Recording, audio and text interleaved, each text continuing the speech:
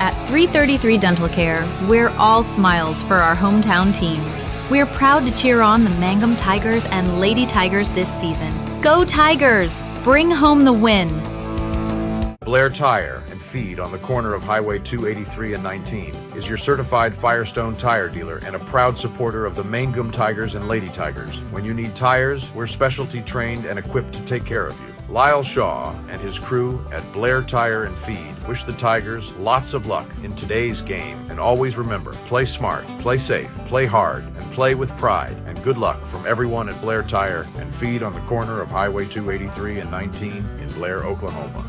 Hey all you Tiger fans, it's game time. This is Jacob Gilner from Cattlemen's Bank, member FDIC. We are thrilled and ready for live Mangum Tiger and Lady Tiger action on the field and court this season. Let's pack the stands and cheer loud. Cattlemen's Bank is full of school spirit. Go Tigers! Attention Mangum Tigers, are you ready to show your Tiger pride? This is Lori Laughlin from Cattlemen's Bank, member FDIC. At our bank, we are always geared up and ready to cheer the Tigers and Lady Tigers on to victory. You can count on us to wear the brightest orange and black. We'll see you at the games. When you need auto repairs, save money and get it done right at Dwayne's Auto in Mangum. Dwayne's fixes flats, does brake jobs, turns rotors, alignments, that all-important air conditioning work, and general auto repair. If your car or truck isn't right, just head to Dwayne's Auto at 1205 North Lewis Tittle in Mangum. Call 782-5151. That's 782-5151. Mangum Tiger proud.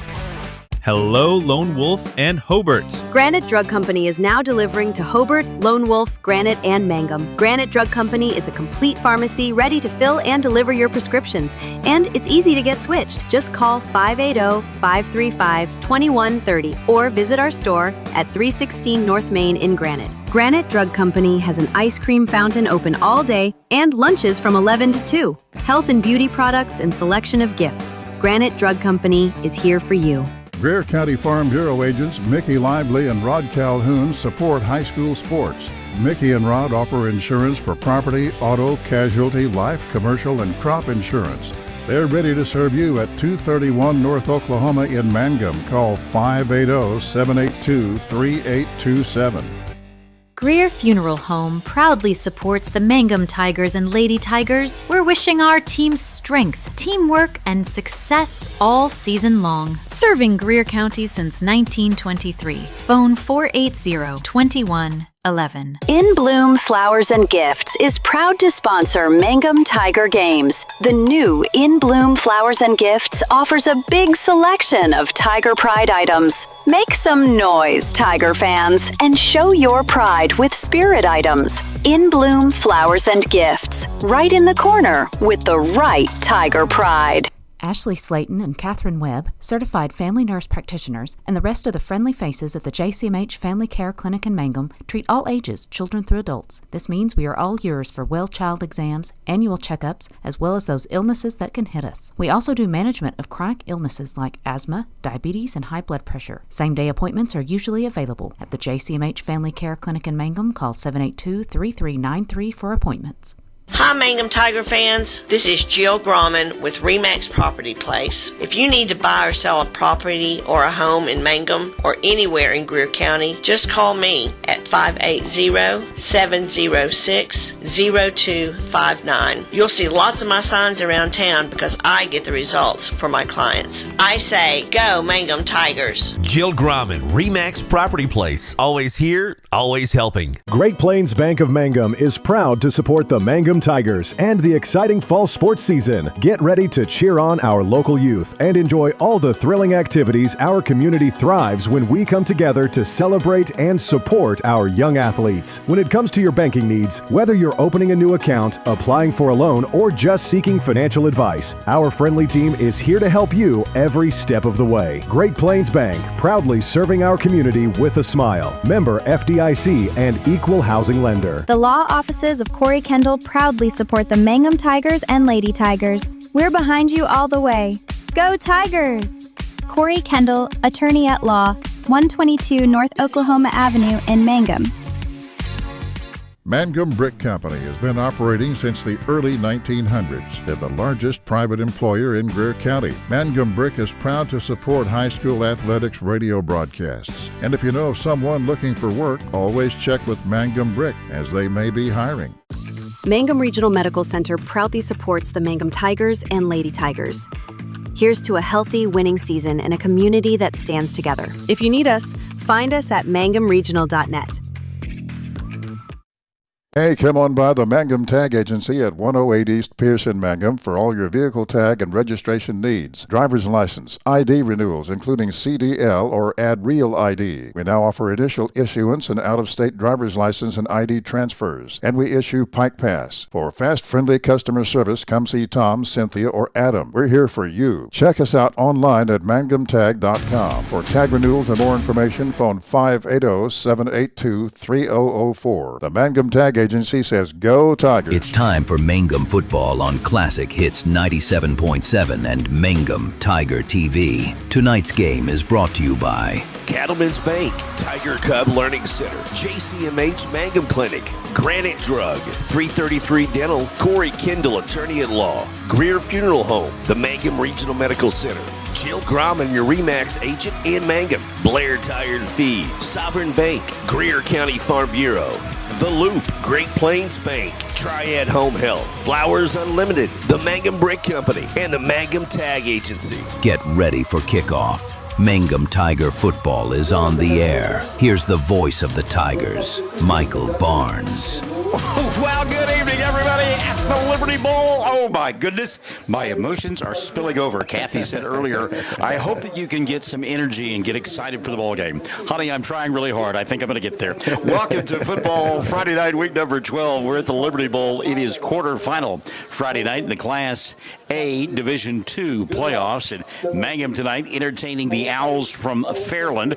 My sidekick, as always, has been all season long, does a great job for us. The Cameron Dole Experience joining us here at the Liberty Bowl. He's been doing all kinds of work. He had basketball last night up there at Cordell with Dudley and football here tonight. So, boy, I tell you what, the electricity inside the building is fantastic. Oh, my. And I got here a little bit after 5 o'clock, and it was already, the crowd was about halfway here already, and everybody, nobody was sitting already. Coach Bernard had to tell me that he got here at, what did he tell me, 7:50? I think his wife said 7:50 to get their chairs. And there were already 2 chairs that were here, and the doors weren't unlocked. Again. Yeah, they were trying to figure out how those chairs got here. By 8:15, all the chairs, non-squeaking ones I might add, were lined up and ready to go. We are ready to go as well. Back from Tennessee, ready for some Friday Night Mangum Lights, is Amy and Ken Carter. They've got family from across the pond, which is in Holland. I think that's a little bit more than just across the pond. How cool is that? People from Holland here in the stands tonight. That's good stuff, and we got people checking in from all over the place, Michael. Yeah, it's going to be one of those nights, and we look forward to it. Krista Knackstead, and I think I've got that right. I practiced it all week long, Krista, joining us in the broadcast booth tonight. Good to have you alongside. We're going to take a time out and come back, and we will visit with head coach Sam Powers from the floor of the Liberty Bowl. It is quarterfinal Friday night. We're Classic Hits 97.7. If you need some welding done or a metal building built, then call Rocky Caskey. Rocky has built metal buildings in southwest Oklahoma for more than 15 years. Carports, patio covers, building large or small, Rocky Caskey does them all. Don't settle for less. Get the best building for your money. Call Rocky Caskey at 580-471-8282. That's 471-8282. Rocky supports high school sports. Sovereign Bank is your bank of choice. Sovereign Bank is a proud supporter of the Mangum Tiger Athletics. Supporting our schools and athletic programs is a top priority. Hear us roar, go Tigers. We're cheering you on all season long. Sovereign Bank, empowering our youth with the freedom to dream. Sovereign Bank, member FDIC, equal housing lender. Folks in Mangum know what to do when they need to quench a thirst, curb a hunger attack, or cool down with an ice cream. They just make The Loop at 918 North Lewis Tittle in Mangum.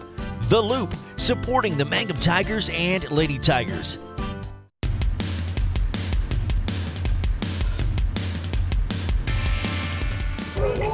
Welcome back, babysitters. It is Football Friday night, week number 12. That means week number 2, the high school football playoffs. Sam Powers joining us now. And Coach Powers, I had to wait in line to talk to you.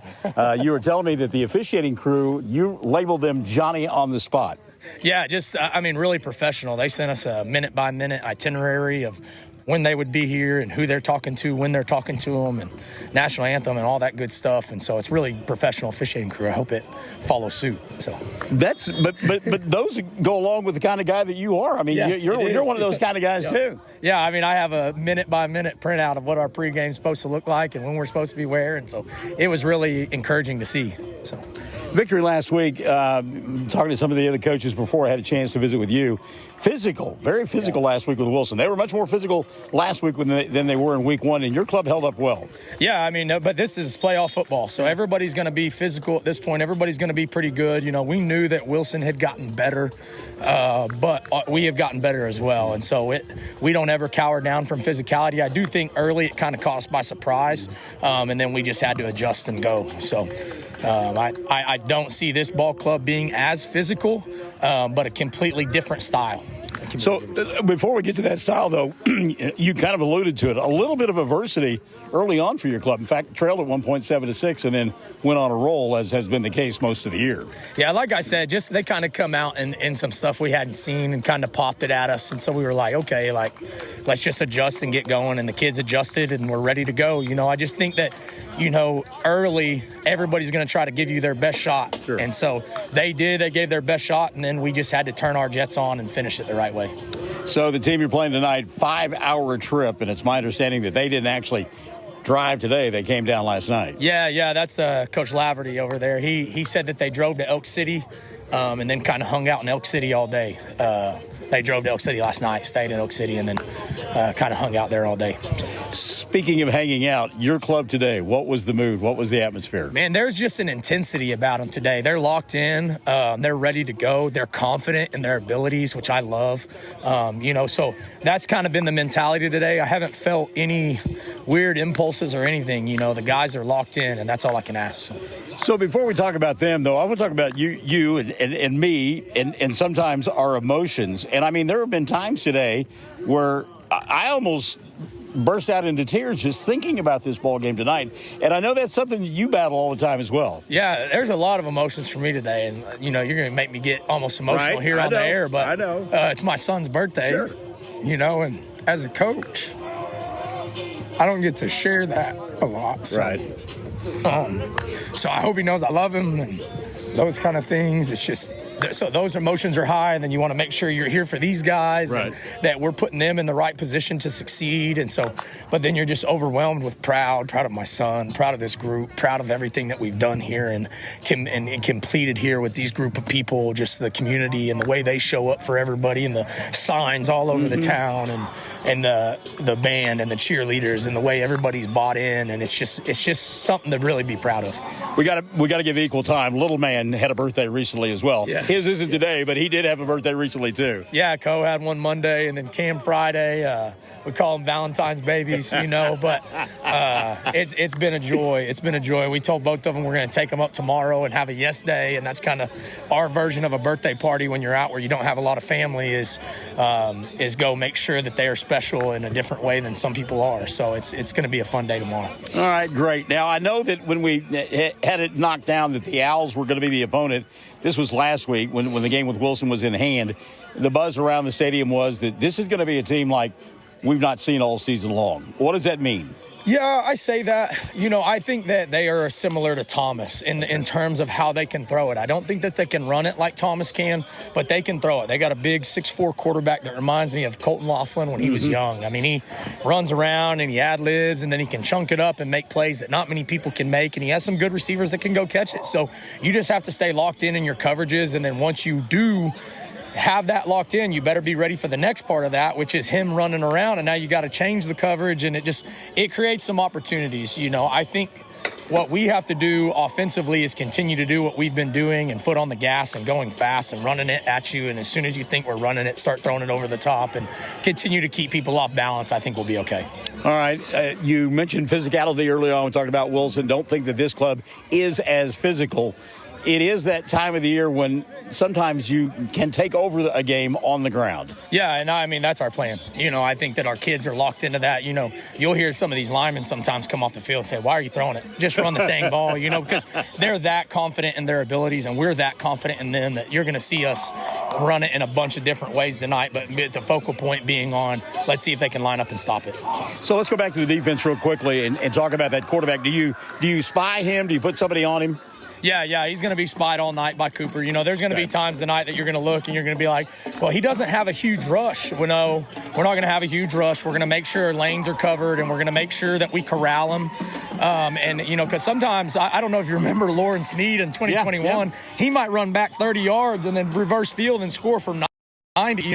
Lauren's done that before, and so our job is to keep him in the pocket and corral him, and then keep everybody in his windows, and then have Cooper ready to trigger when he triggers. So. Great thing about Cooper is that football IQ. Some guys may commit a little bit early, get themselves caught on an island. Cooper's got great football IQ. He doesn't let that happen. Yeah, IQ, but even more so in a situation like this, he's one of the best open field tacklers in this classification. There's no doubt, and I attribute some of that to his wrestling background, but him one-on-one in space with anybody, he knows how to get at your legs right now. Right. And just a little dive motion. I've only had one other guy that was as good as that. It was Fisher Webb, which is his cousin, so there must be something in that blood. I got to figure it out, but that he does really good open field tackling on top of an elite IQ. Hey, speaking of Lauren Sneed, I know you're a DB guy. You love the fact that he set the record for pass interceptions in a season at Panhandle State. Yeah, it's career. Yeah, career. Yeah, okay. Interceptions in a career. It was one of his goals. He got up there and he couldn't find a home. He played quarterback. They moved him to receiver. Then he went to corner. Then he went to safety. Then he went back to quarterback.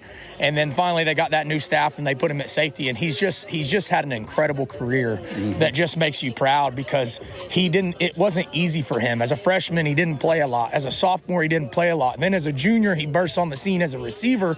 And then senior year takes over as a quarterback and defensive back. He was just elite. And then, all stated as a defensive back. And then it's just been history. I'm really proud of him as a young man, has a baby and a wife now, and just it's really cool to see those guys mature and finish like that. And it's ironic and appropriate that on week number 12, the defensive backfield for the Mangum Tigers will get a test. Absolutely. All right, Coach, good luck to you. We appreciate it. Sam Powers joining us prior to kickoff. We've got Mangum. We've got Fairland. Coming up, it is quarterfinal Friday night on Classic Hits 97.7. You enjoy Western home decor? Then this message is for you. Western Traditions store in Mangum is packed from wall to wall with nice Western furniture selections for your entire home. Western Traditions has a store-wide 20% off sale now through Christmas. This gigantic sale includes all furniture and accessories, many just perfect for Christmas gifting. Find Western Traditions on the west side of the square in downtown Mangum. Open Tuesday through Saturday, 10 to 6. TCLC is a family-owned 5-star daycare center that has been caring for children for over 45 years. The owners of Tiger Cub are proud to serve the Mangum area and support the Mangum Lady Tigers and Tigers on the radio and streaming. Tiger Cub Learning Center says, Triad Home Health in Mangum is locally owned and offers nursing, physical therapy, occupational, wound care, IV therapy, and more. All administered by people who go above and beyond for you. Phone Triad Home Health today at 580-782-5800. That's 782-5800.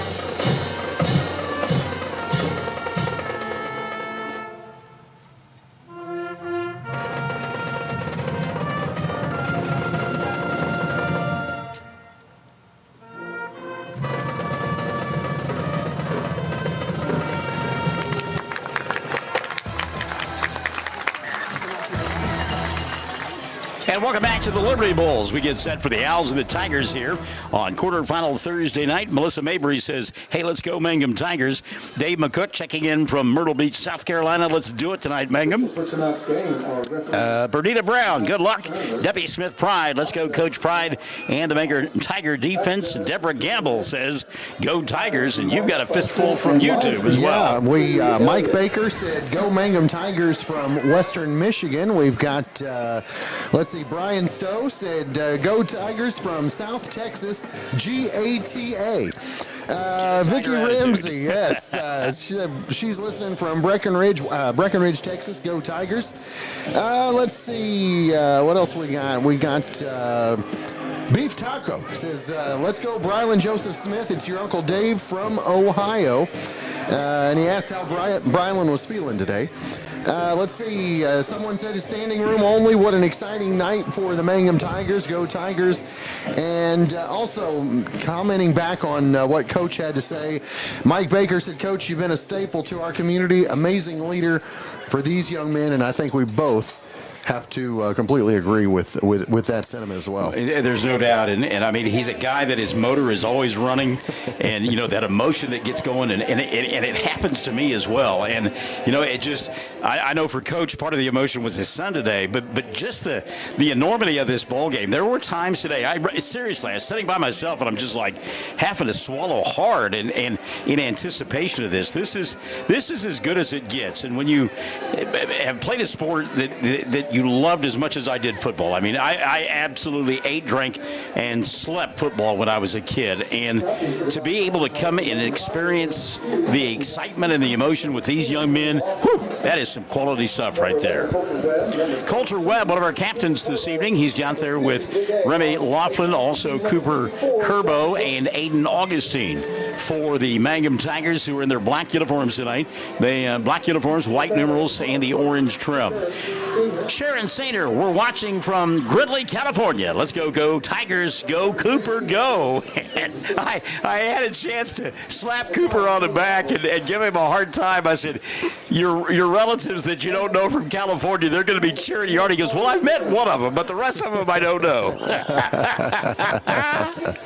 That's extended family right there. Quality stuff indeed. And I tell you what, it is willowed down here, 8 teams in each of the classifications.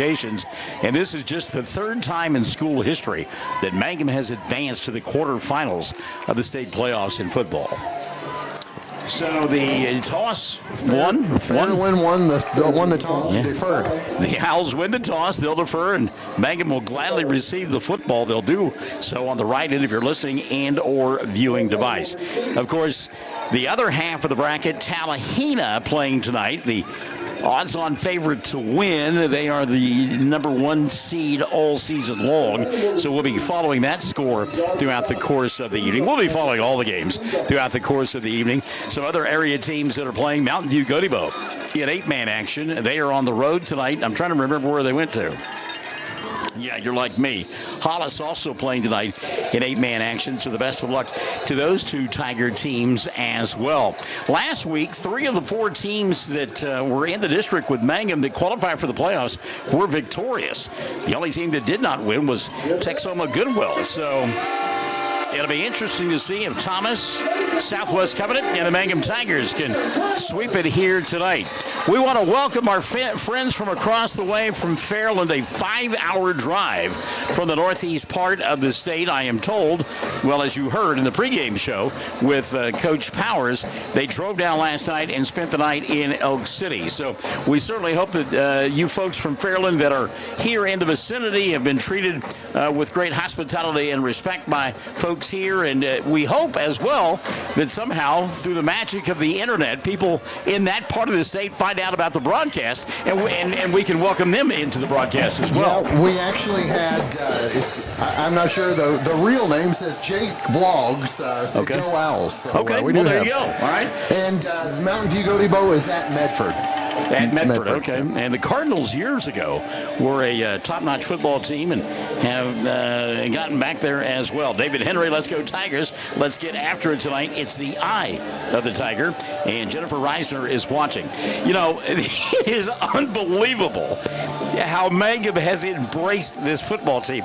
The caravan has become, it's grown. It literally has grown. It was something that I think when they originally did it, there was like the county sheriff, the fire truck, and the ambulance. Yeah. Not so tonight. I mean, it was a caravan tonight. I think there may have been some Altus cops out there. I'm just saying. There were 2 highway patrolmen. There was a sheriff. There was a Mangum City police officer. They had all kinds of fire trucks. It was unbelievable.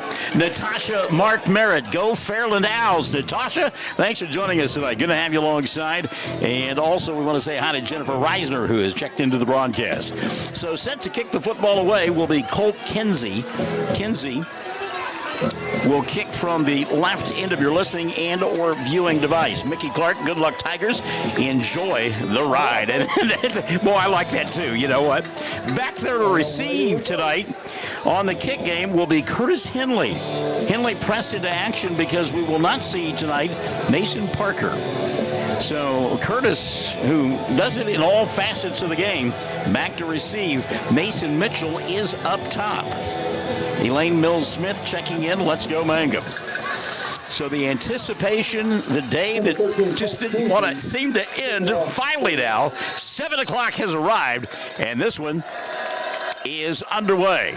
End over end kick, bang deep, and it will go over the head of the receivers and into the end zone for an automatic touchback. So Mangum will get it 1st and 10 at their own 20-yard line. Tara Bernard Reynolds, let's go Tigers, cheering you on from Montgomery, Texas. And by the way, Tara, I was instructed by your mother to tell you she is wearing her orange coat tonight, all right? She got that orange coat on. I don't know if she's going to go hunting afterwards or what, but she wanted you to know that she was wearing that orange coat.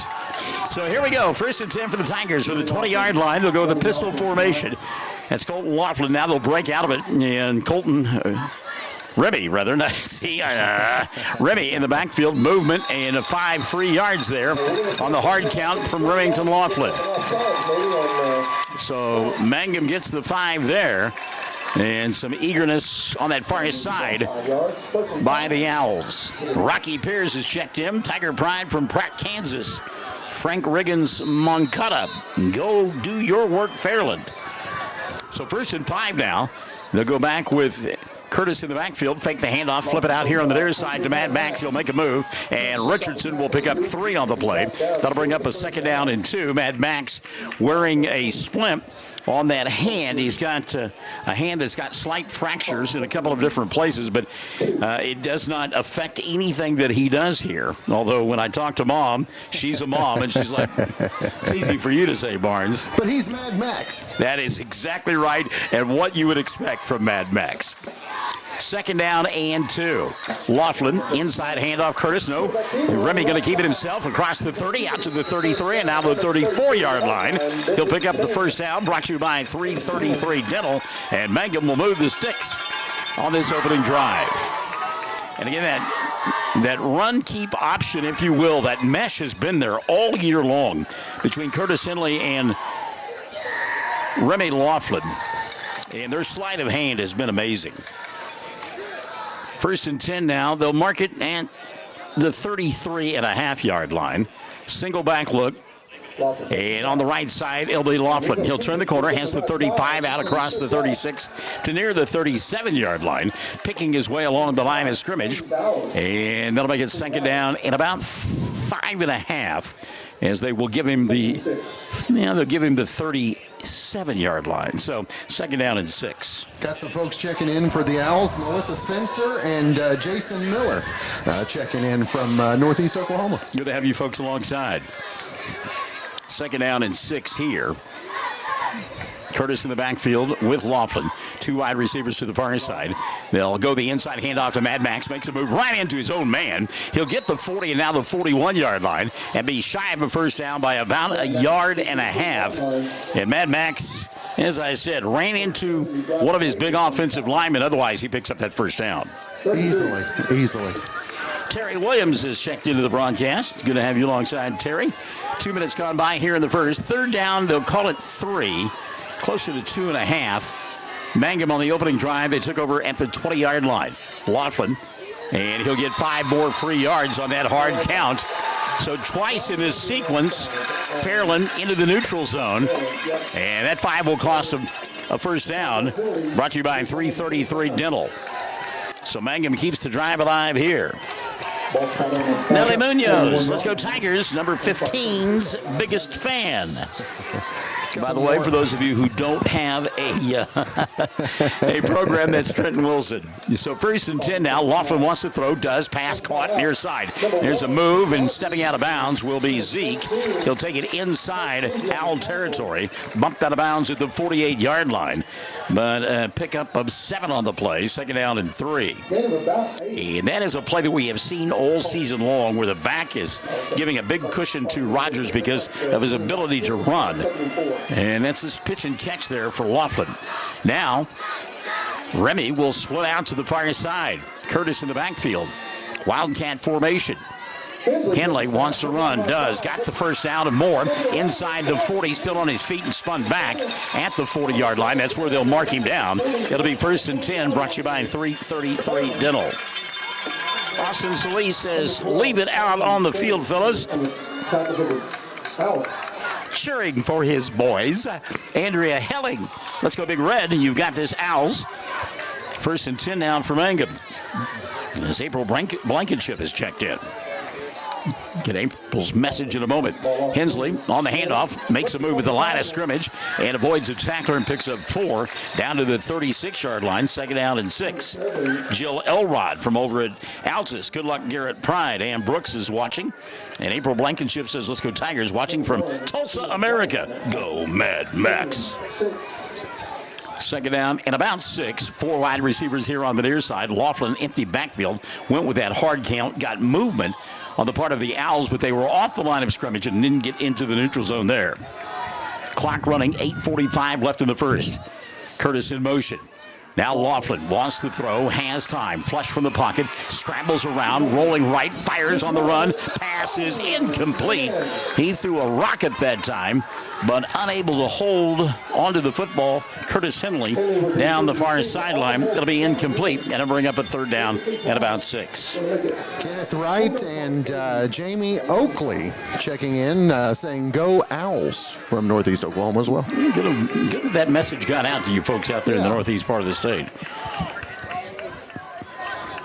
We understand your hesitancy of making that 5-hour drive. So 3rd down and about 5.5. It's 4-down territory. Mad Max in motion, near side, far side. Laughlin looking that way. Screen pass, near side. Henley makes the catch. Curtis at the 35. He's at the 30. Hurdles a man and is knocked off his feet at about the 24-yard line. Curtis Henley. What a great touch pass over the top that time by Remy. And then Curtis made the catch, and he was off to the races. And then did a little Ronaldo Nehemiah hurdling there. By the way, you'll have to look up Ronaldo Nehemiah, but he was a great hurdler. Yes. I was with you there. And he played for the San Francisco 49ers in the NFL as well. Yes, he did. So 1st and 10, 333 Dental. Laughlin going to keep it, gets a block, and has the 20 down to the 25 or 15, still on his feet, and finally knocked off his feet at about the 3-yard line.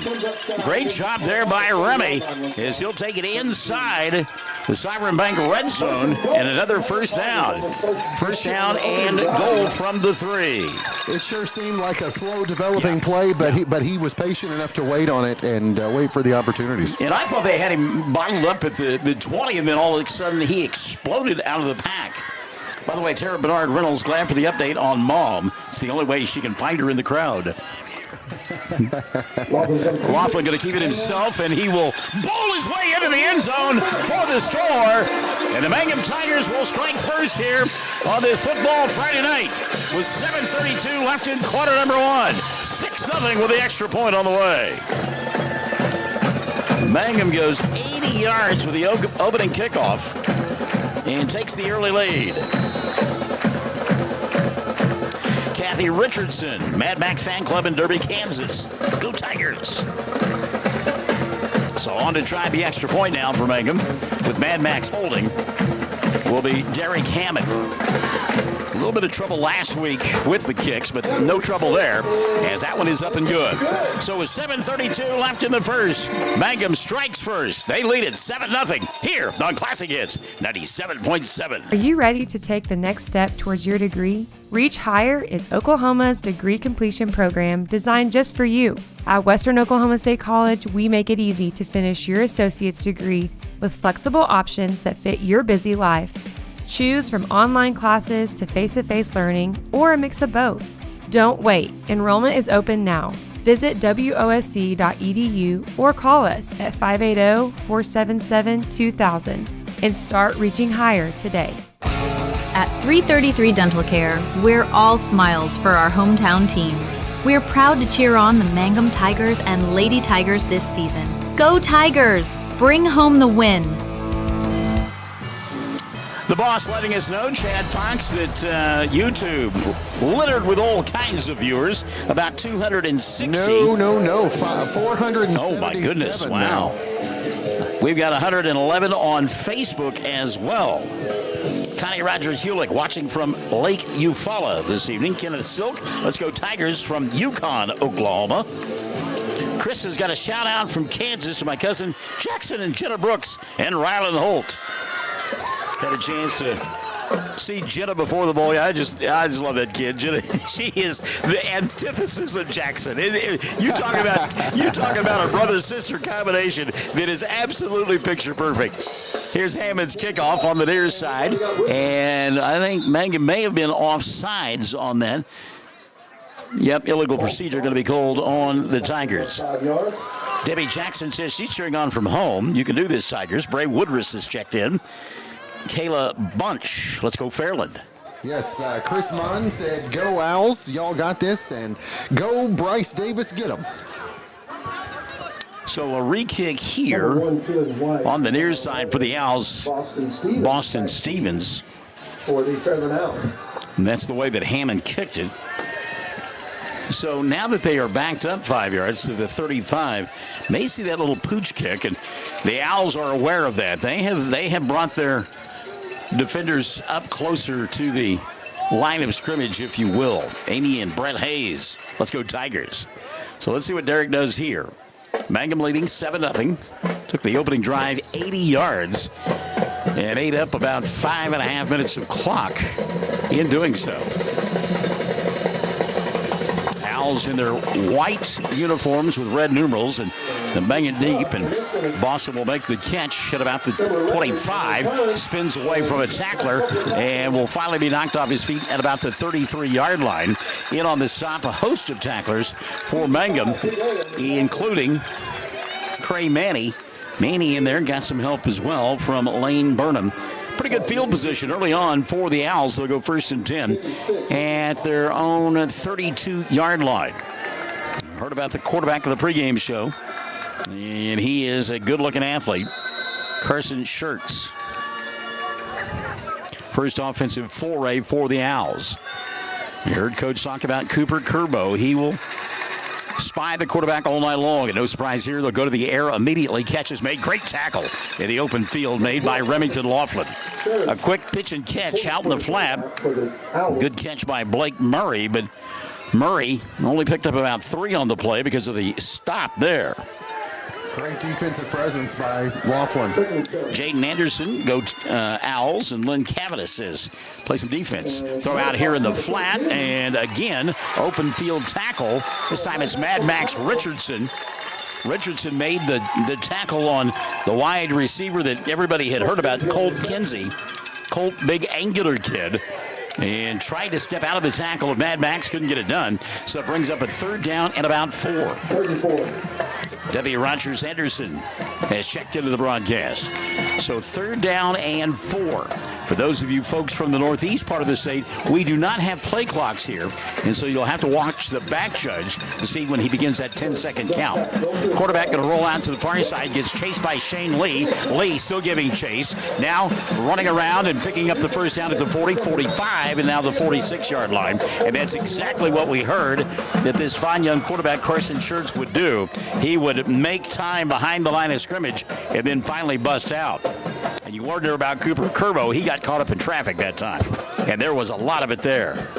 Mary Caudill said, "Go Owls," and T.B. Johnson said, "Johnny McGee's auntie checking in from Cash." All right. By the way, I love the effort of Shane Lee. Shane Lee, one of those big uglies, 77. And, he chased it after a nimble quarterback, and I love the effort of Lee. Robert Crawford is checked in. Also, Michelle Smith-Berg. Moore is watching. 1st and 10 now for the Owls, and Mangum and Jackson Brooks will give 5 yards to Fairland as he jumped into the neutral zone. So that is our 3rd infraction of the evening. No surprise, you're in the quarterfinals, and you are anxious, to say the least, because you know it's a potent offense. That's what the Owls are thinking, and the Tigers as well. So brings up a 1st down and 5 now. 5:45 and running in the first. Mangum leading 7-0. Dennis Halford giving the thumbs up. Now some press coverage by Diego here on the near side. 3 wide receivers on the far side. Clayton got to go over that way as they overload. Long snap count here for Schertz. Carson now will snap it. Trot back, looks, and going to go deep. Got a man open. Pass going to be too tall, though. Getting behind the defense that time was Colt Kinsey. He ran a little out and up and got behind the defender, but pass too tall. It'll be incomplete. 2nd down and 5. I like the call there, though. You got a 1st down and 5. You're in plus territory or near plus territory. Actually, you are at the Mangum 49. Why not go over the top? 535. Claudia Renee Seltzer, go Owls, red and white for life. It's a good-looking white against that red. I like that color scheme. Schertz going to keep it himself. Come here on the near side. Stiff arm gives him the 45 inside the 45, where he is knocked off his feet by Diego Tellis at the 42, and that'll give a 1st down. Dustin Boyd, you're welcome, and thank you for tuning in. We appreciate you. John Murrow, Trey's great uncle, John from Southwest Kansas, says go Tigers. So the Owls on the move. They have it 1st and 10 at the Mangum 42, trailing 7-0 with 5 minutes left here in quarter number 1. Pistol formation for Fairland, and they want to go to the air. Schertz going to go over the top. They got a man open. Ball is caught at the 5-yard line. Good concentration that time by Blake Murray to make the catch. The defender got there late. And it was Clayton Caskey, and Caskey got there when the ball arrived, and holding on to it was the receiver. It'll be 1st and goal now at the 5-yard line for the Owls. Pershawn Davis says, "Get her doing, Tigers." So 1st and 10, or 1st and goal. Schertz going to keep it himself, and he's in the end zone from 5 yards away.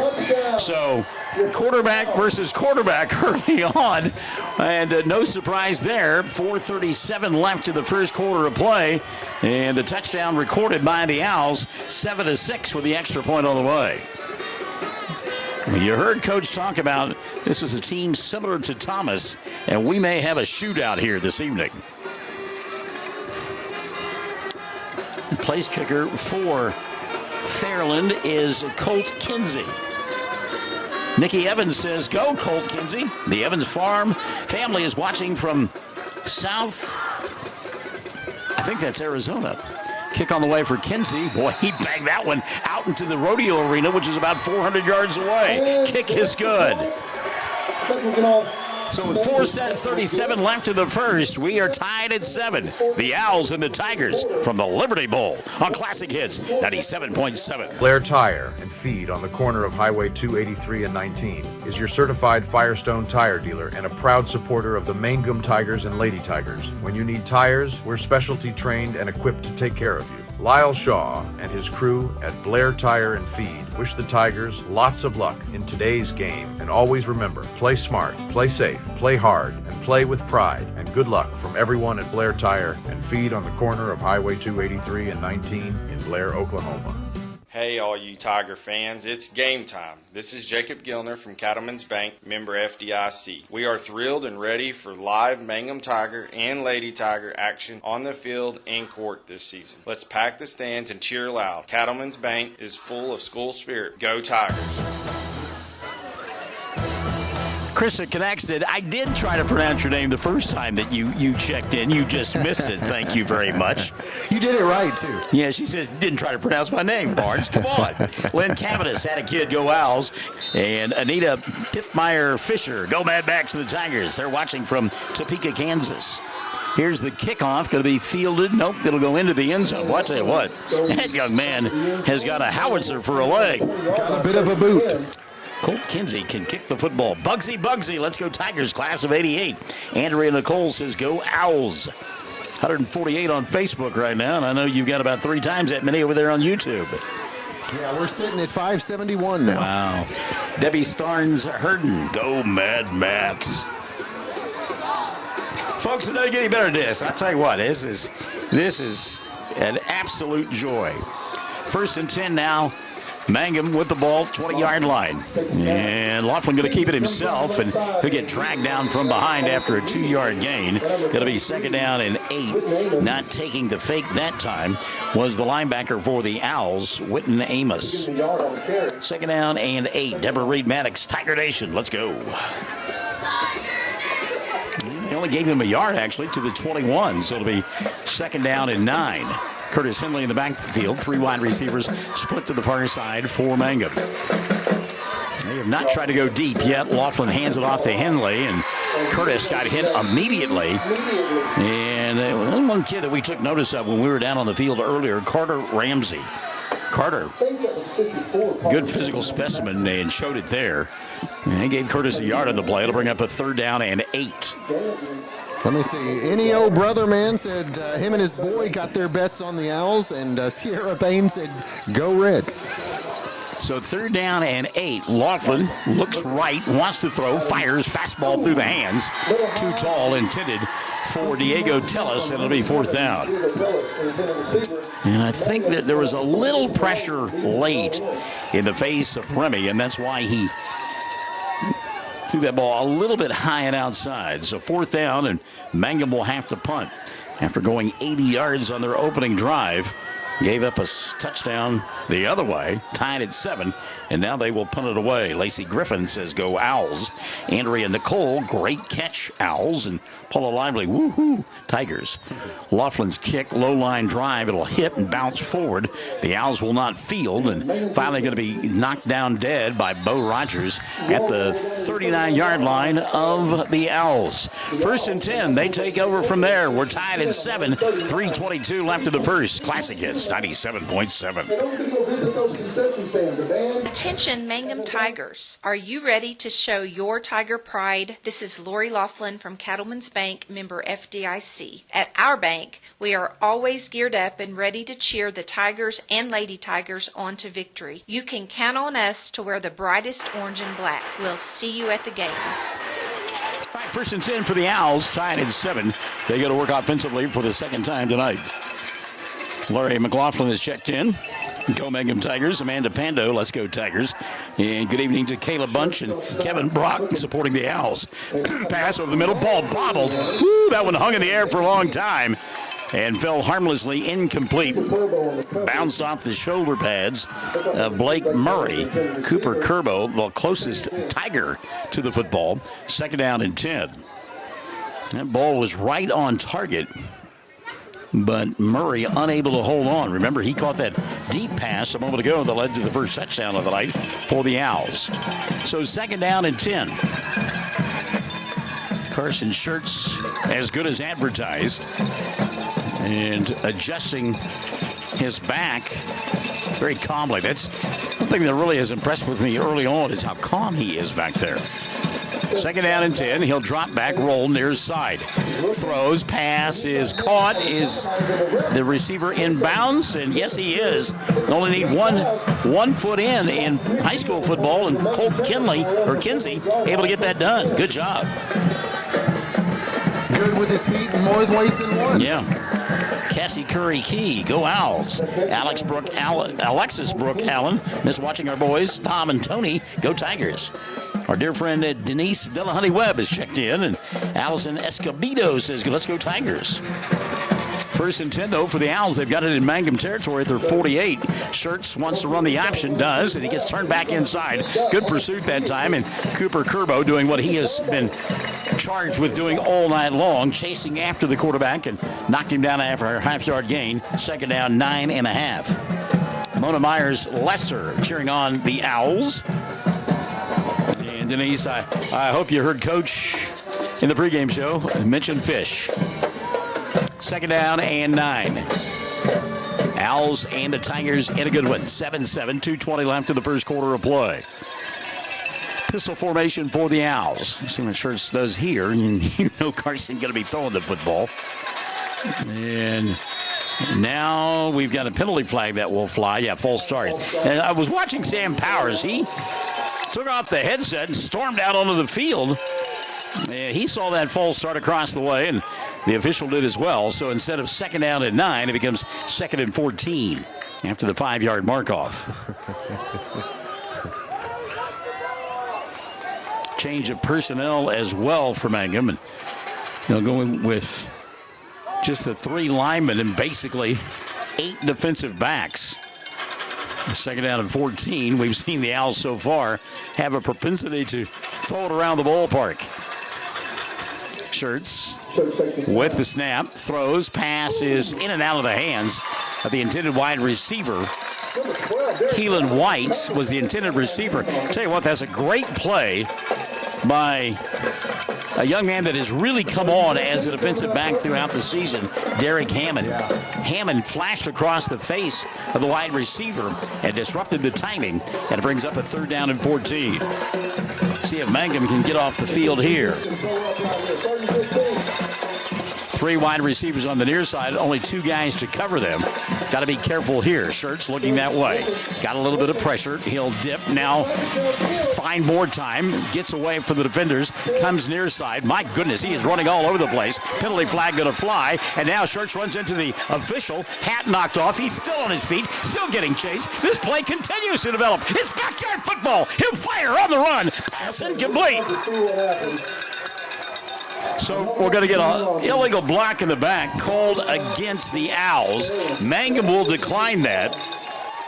And it sets up a punting situation for Fairland. My goodness. Jonna, by the way, has checked into the broadcast.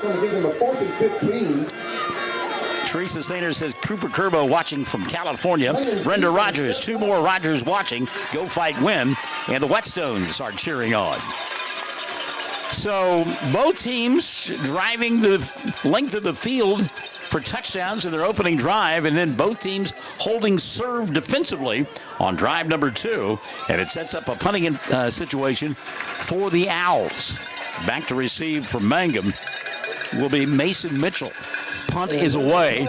High end over end kick. Mitchell will field at about his own 7-yard line. Got the 10, 20, and actually knocked down at the 19-yard line. Didn't quite make the 19 or the 20.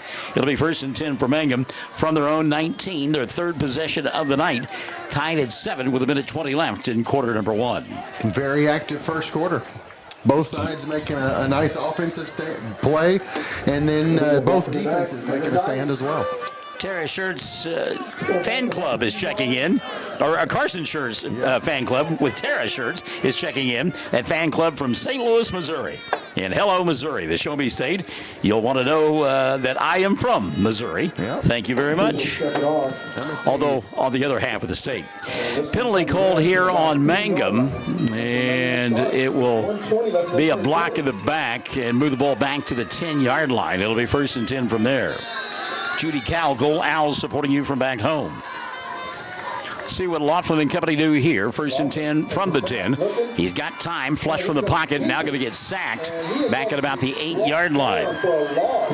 So he has not had a lot of time, Remington hasn't, to throw the football when he drops back. The short, quick passes are there, but anything that takes time to develop, he has not had the time to be able to deliver the football. Kind of surprised by the defensive pressure that they've been able to get on him.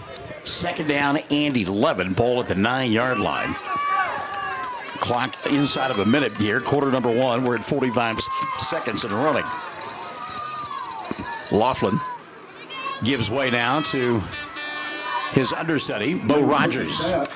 The Bulldozer going to keep it and takes it across the 10 out to about the 12-yard line. Rogers on that right side picking up about 4, and that'll bring up a third down now. Third down and 7 for Mangum. And they put Rogers in there, and that's, stick him in there later on, and don't be surprised if he doesn't throw the football. 10 seconds left in the first quarter of play. Will Mangum run one more before the period comes to an end? Mad Max in motion. Laughlin, hard snap count. They're going to let the period end.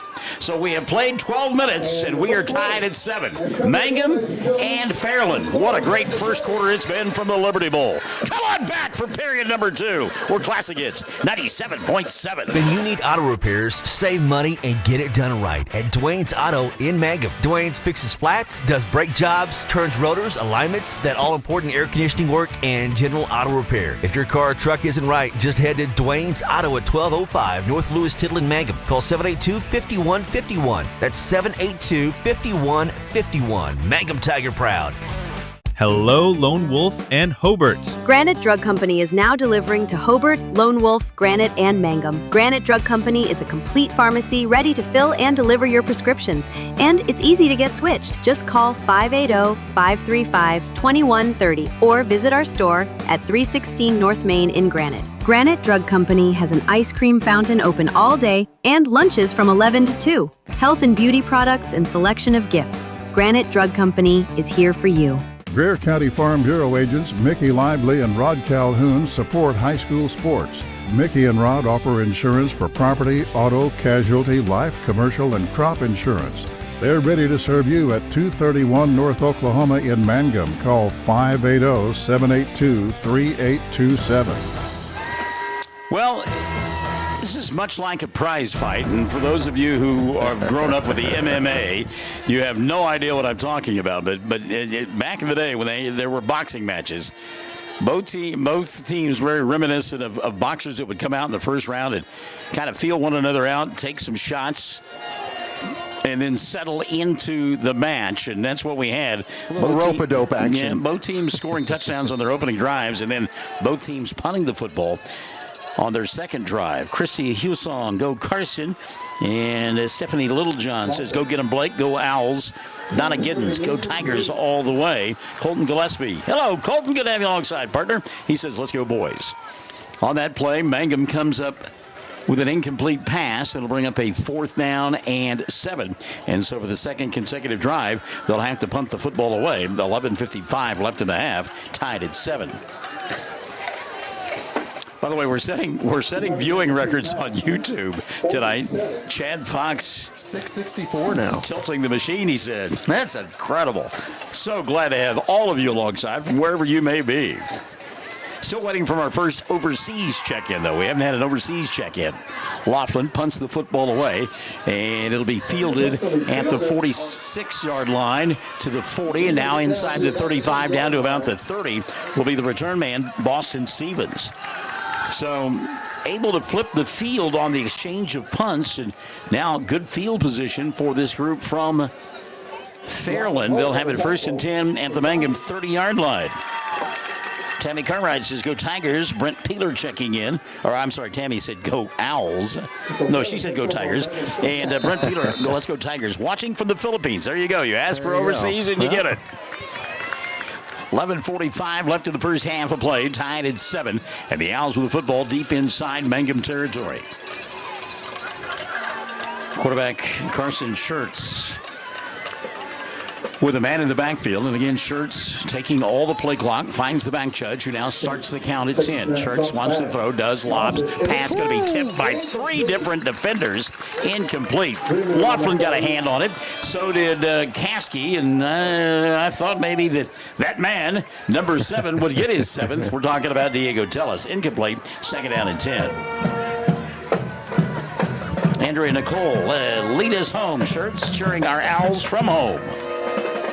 Felicia Haynes Chuckbluck has checked into the broadcast. 2nd down and 10 now for Fairland. They play down to our left. They have it at the 30-yard line of Mangum. 11:40 left in the first half play. And again, Carson Schertz takes as much time off that play clock as he can. Drops back, wants to pass. Now will run, throws, middle of the field, pass caught inside the 20, down to the 18-yard line. First down going to be picked up there. And a good job of recognition that time by Schertz as Cooper Kerbo was coming in to make the tackle. And he found wide open in the middle of the field Logan Sparks for the first down. Becky Lester Landry watching from Texas. Go Carson Schertz. Bobby Atkinson watching for Oklahoma City saying, go Tigers. 11:15 left in the half. Schertz wants to throw, does, pass behind the line of scrimmage so blocking can take place. And the catch is made by Keelan White. White picked up 4, maybe 5 on the play, as he'll take it down to the 14-yard line, just inside the 14. A lot of traffic there on that far side. But again, the pass behind the line of scrimmage, so blocking could occur. 10:45 left in the half. 2nd down, 4.5 for the Owls. Deep inside Mangum territory.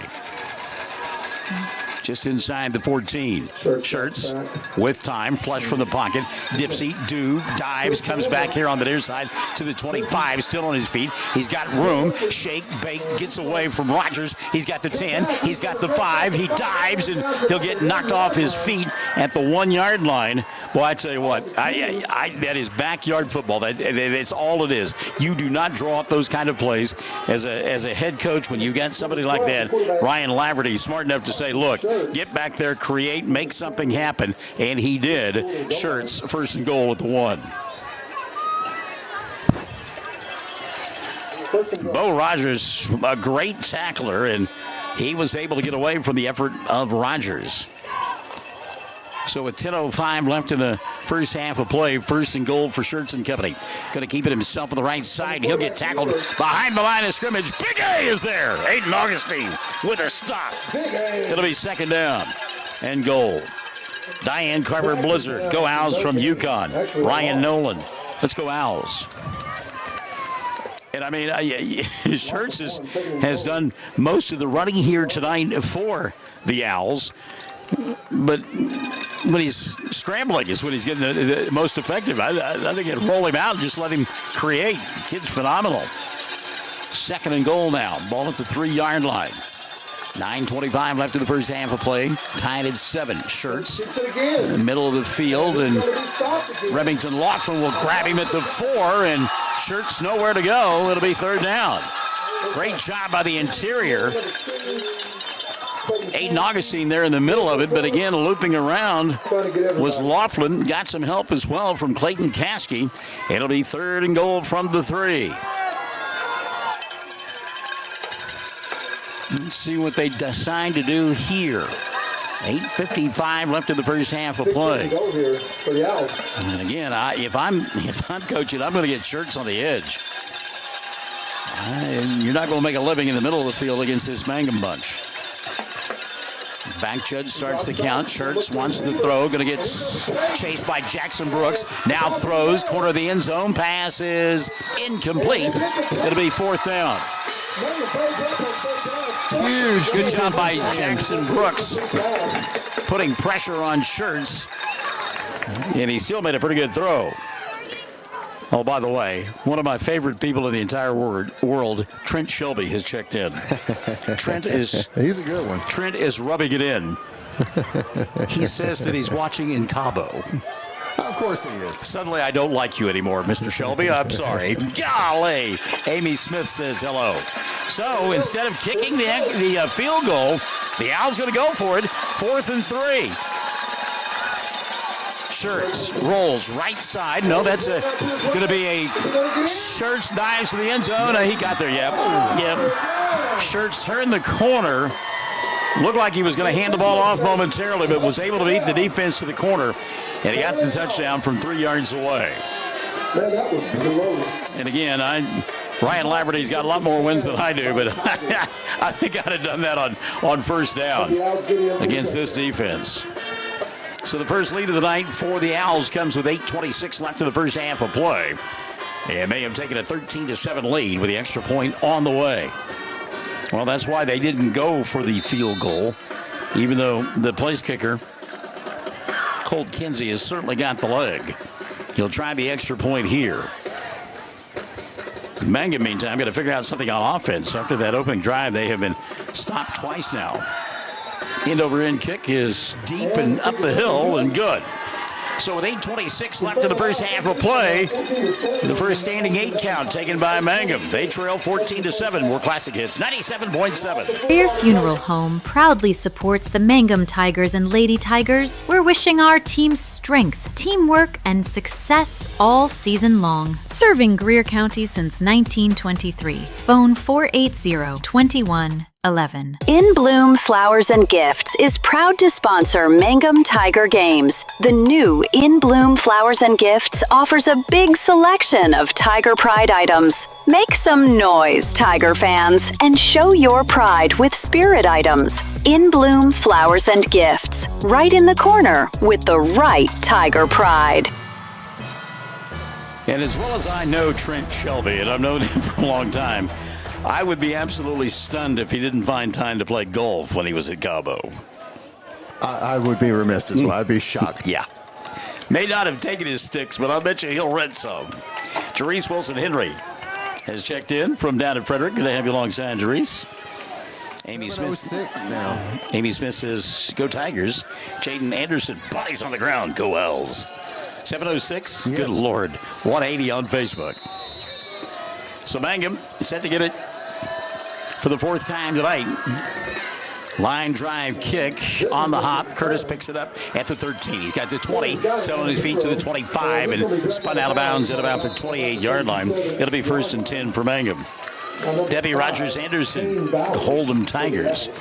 By the way, the officiating crew, we had a chance to visit with them next door in the announcer's booth, and they were so complimentary and amazed at the field here.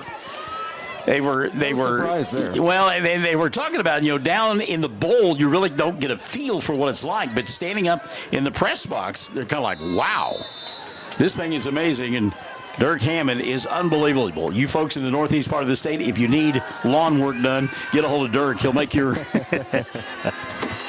1st and 10 now. Laughlin going to keep it himself behind blockers. And well, I tell you what, Remy barely got back to the line of scrimmage. It'll be 2nd down and 10. He had blockers out in front, but there were people who came down the line to make the play. 2nd down and 10, chasing down the line that time, and making the stop was Ethan Sparks. 4 minutes gone by here in the second. And the Owls on top 14-7. The winner advancing to the semifinals, which, by the way, are not next week. The semifinals will be in 2 weeks. 2nd down and 10. Laughlin, handoff Henley right up the middle of the field. Curtis across the 35 out to the 36-yard line. And Henley will bring up a 3rd down and short down for Mangum. 7:30 left in the first half of play. Line of scrimmage going to be the 35.5-yard line. The line to make for a 1st down just inside the 39. Bo now in at quarterback. Rogers sends Cooper in motion.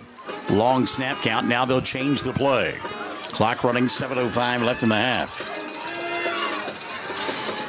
Bo gets the handoff, gets a block, weaves his way through traffic, and he'll power for the 1st down across the 40. Still on his feet to the 42-yard line. Bulldozer getting it done!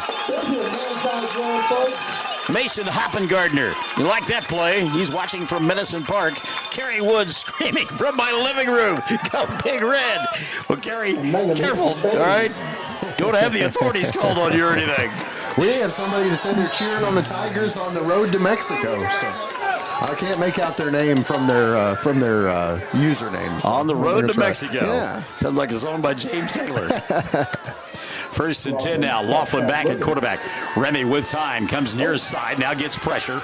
And he'll get knocked off his feet right at the line of scrimmage. It'll be 2nd down and 10. Lola Reynolds says go Owls. Carter Ramsey on the tackle. Susan Michelle Mahiran. Go Big Red. Owls loud and proud. Let's see. Mary Caudill said way to go Owls.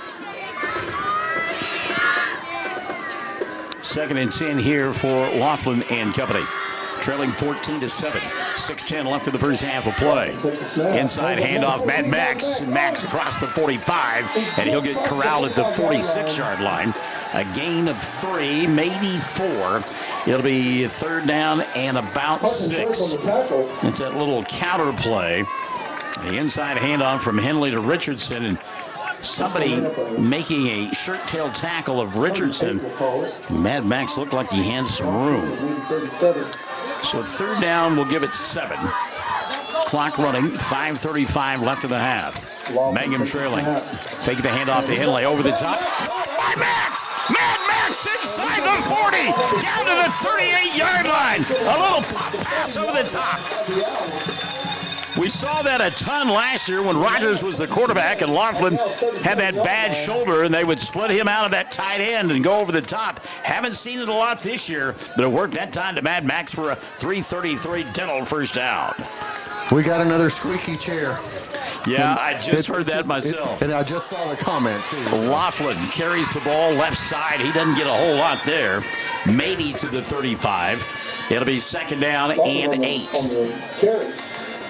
And again, there, Remy keeping the football, but just not a lot of room to work with. And defensive line for the Owls getting a stalemate at the line of scrimmage and allowing the linebackers to come up and fill. By the way, Trent wants me to know he's golfing tomorrow. Shocked. Yeah. Laughlin rolls out, fires, got a man open, caught by Zeke.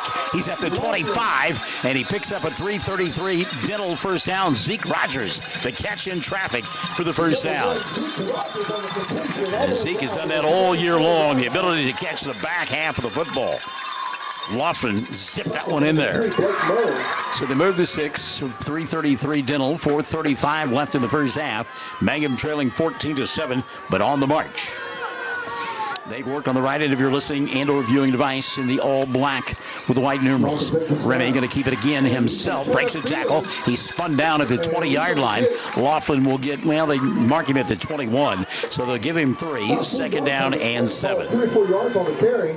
4:05 left in the first half of play. And I tell you, the best thing about this drive is keeping the football out of the hands of Schertz and company. And the clock running. 2nd down now and 7. Pistol formation. Curtis there. 2 wide receivers here on the near side. Diego closes to us. Laughlin going to hand it off to Henley. Curtis, big hole in the middle, breaking tackles, spinning around on his feet, and he'll dive for the 10 and get the 1st down. They mark him down at the 11. It'll be 1st and 10 from the 11-yard line for Mangum. Hard running by Curtis Henley. 1st down brought to you by 3:33 Dental inside the Sovereign Bank red zone. Mangum now going to go tempo. They'll go with that pistol formation. Back to Henley. Curtis, spin move at the line of scrimmage, but he went right into the waiting hands of a defender. Staying at home that time here on the near side was the defensive end, Kane Bowers. A gain of a yard. It'll be 2nd down and 9. Mangum can get a 1st down at about the 1-yard line. Again, they'll go with that formation with 2 wide receivers outside. Now they'll fire it on the far side. Caught by Rogers and Zeke to the 7. It'll be 3rd. Well, they'll give him the 6 now as the official moves down a yard. It'll be 3rd down and 5 from there. That's for a 1st down. 3rd and 6 for a touchdown. 2:50 and running in the first half of play. Jerice Wilson Henry says, go Bo. Thought they might put him in here, but instead it'll be Laughlin. Pistol formation. 3rd down. Now they'll go empty in the backfield. Laughlin try to get the 5 yards, and coaching staff thought somebody up top for the Owls moved, and timeout going to be taken here by Sam. Timeout here, 2:23 left in the half. Mangum trailing 14-7, 3rd and 5 when you and I come back. Classic Hits 97.7. Ashley Slayton and Catherine Webb, certified family nurse practitioners, and the rest of the friendly faces at the JCMH Family Care Clinic in Mangum treat all ages, children through adults. This means we are all yours for well child exams, annual checkups, as well as those illnesses that can hit us. We also do management of chronic illnesses like asthma, diabetes, and high blood pressure. Same-day appointments are usually available. At the JCMH Family Care Clinic in Mangum, call 782-3393 for appointments.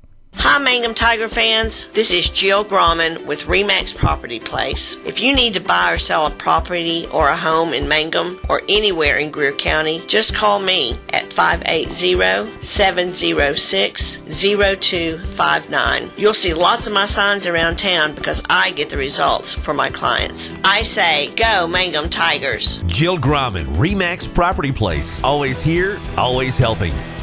Joe Russell, Tipton Tiger fan, 3rd down and 5. See what they got here. Remy going to roll out on the near side. Got a man open, passes. Caught. Well, what a tough catch in traffic by my main man. That's Talon Frazier. Frazier made the catch. He got hammered but held on to the football. He is shy of a first down by about a half yard. It'll be 4th and a half yard for a first down. And now the Mangum kids saying, we got a first down there. They want a measurement. Whitney Gilmore. Let's go Owls from the Gilmore crew. Was that a TV show? Oh, that was the Gilmore Girls. Okay, all right. So they're not going to measure, and they're going to say Mangum short by about a half yard. It'll be 4th down from there. Clock running, 1:40 left in the first half of play. And prior to the snap, did a penalty flag fly? Or did we get a timeout? I think we got a timeout. Yeah, timeout taken by the Owls. We'll keep it right here with 1:37 left in the first half of play. Len Cavanis. Okay, so the squeak is y'all and not my hearing.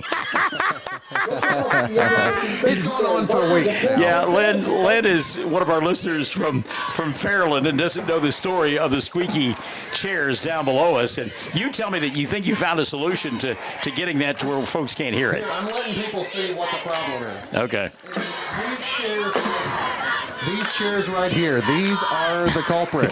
Just letting you know, that's the squeak. And once again, we forgot this week to bring our WD-40.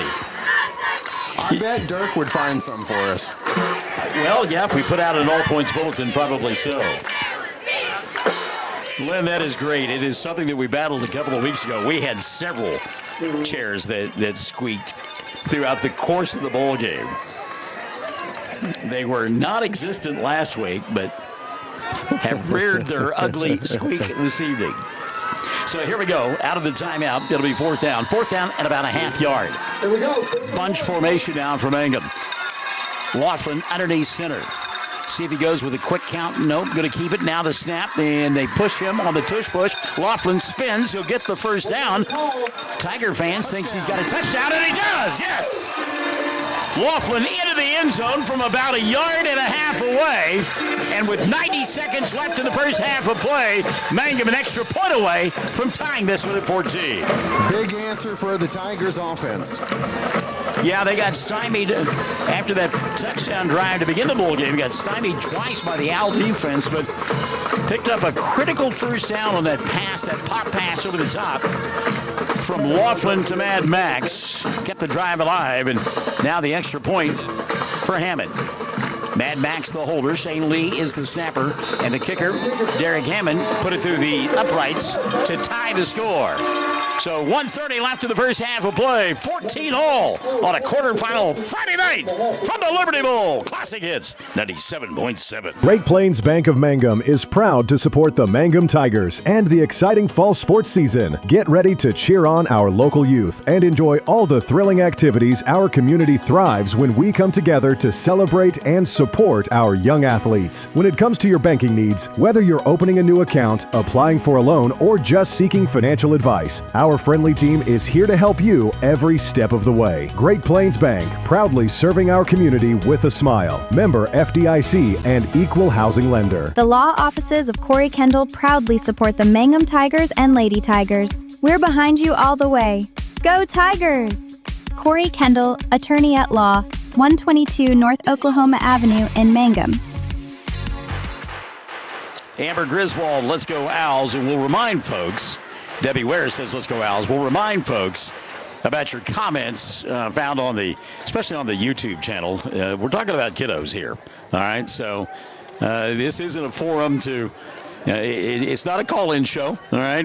It's here to celebrate both teams and all the athletes. So please keep that in mind. 14-all. This one is good as advertised, and again, a quarterfinal bowl game. This is how it is supposed to be. Tammy Powell has checked in. She says, let's go Owls. Good to have you alongside. So, Hammond to kick the football away. Minute 30 left in the first half of play. Plenty of time for Shirts and Company. End-over-end kick here on the near side. Fielded and then dropped and picked up. Back to the 20-yard line. Now wheeling to the 25. 30 still on his feet. Look out. 35, 40. And at the 45, breaking tackles and finally knocked out of bounds inside Mangum territory. That is Keelan White. There is a penalty flag back here at the 42. And that is going to offset a great run by Keelan White. You know, as an old, and I mean very old, 48 years ago, 47 years ago, running back, we were always taught to run angry. That was an angry run. I love it. He was not happy on that run. But it's going to get called back. So instead of being in Mangum territory, the block in the back will take the football back to the 32-yard line of the Owls. 1st and 10 from there for Shirts and Company. 1:17 left in the first half of play.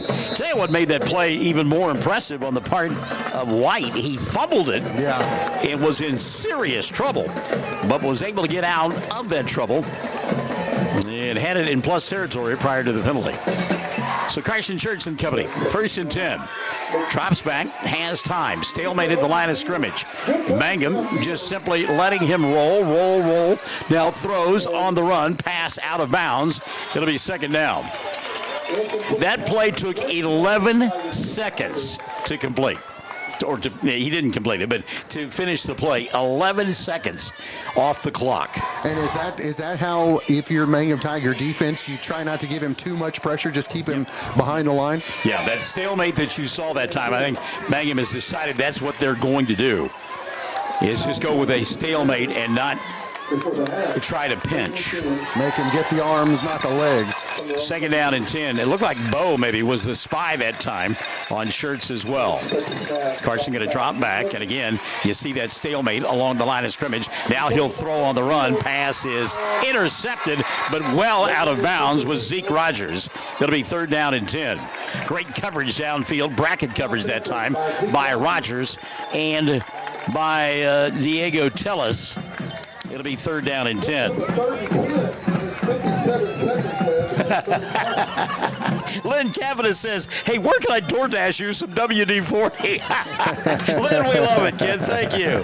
That's good stuff. It's really not as incessant as it was 2 weeks ago, I promise you. So 3rd down and 10. 57 seconds left in the first half of play. Shirts throws across the middle, pass tall, and almost picked off by Remington Laughlin. Boy, Laughlin had a bead on that one, but couldn't scoop it up. Boston Stevens, the intended receiver. So you would think that Ryan Laverty would punt the football away. We got a couple of folks that we have one said they're sitting in one of those chairs right now, rocking camp chair. You got to oil them. And then somebody else said WD-40 at halftime.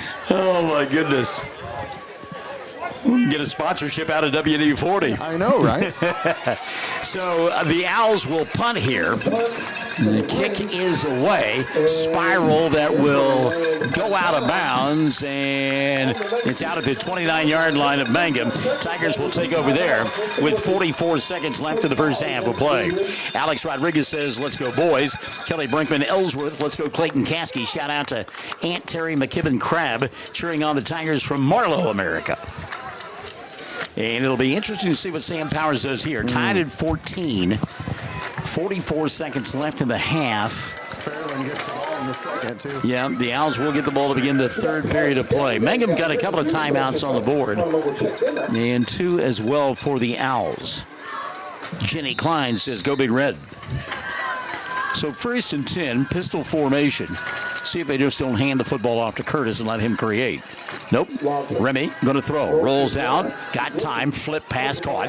And at the 35, that's Frazier out to the 39-yard line. And that'll be good enough. Well, right at the sticks. Should be a first down. Brought to you by 333 Dental. Took them a minute to go ahead and claim it. Joe Russell, good job, Mangum. Tanya Blackfox, let's go. She's cheering on the Owls. Clock running, 20 seconds left in the half. Laughlin, 1st and 10, fires, pass, picked off far side, look out. Chasing down the far sideline and knocked out of bounds inside the 20, right at the 20-yard line will be the defensive back. That is Bennett Cepeda. Penalty flag on the play. There was miscommunication that time between the quarterback and the wide receiver. As Laughlin threw to a spot, the wide receiver never turned around.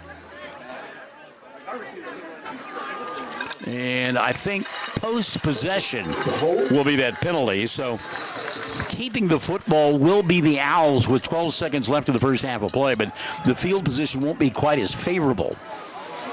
Yes, we've got a block in the back. Let's see where they mark that one off. And it was...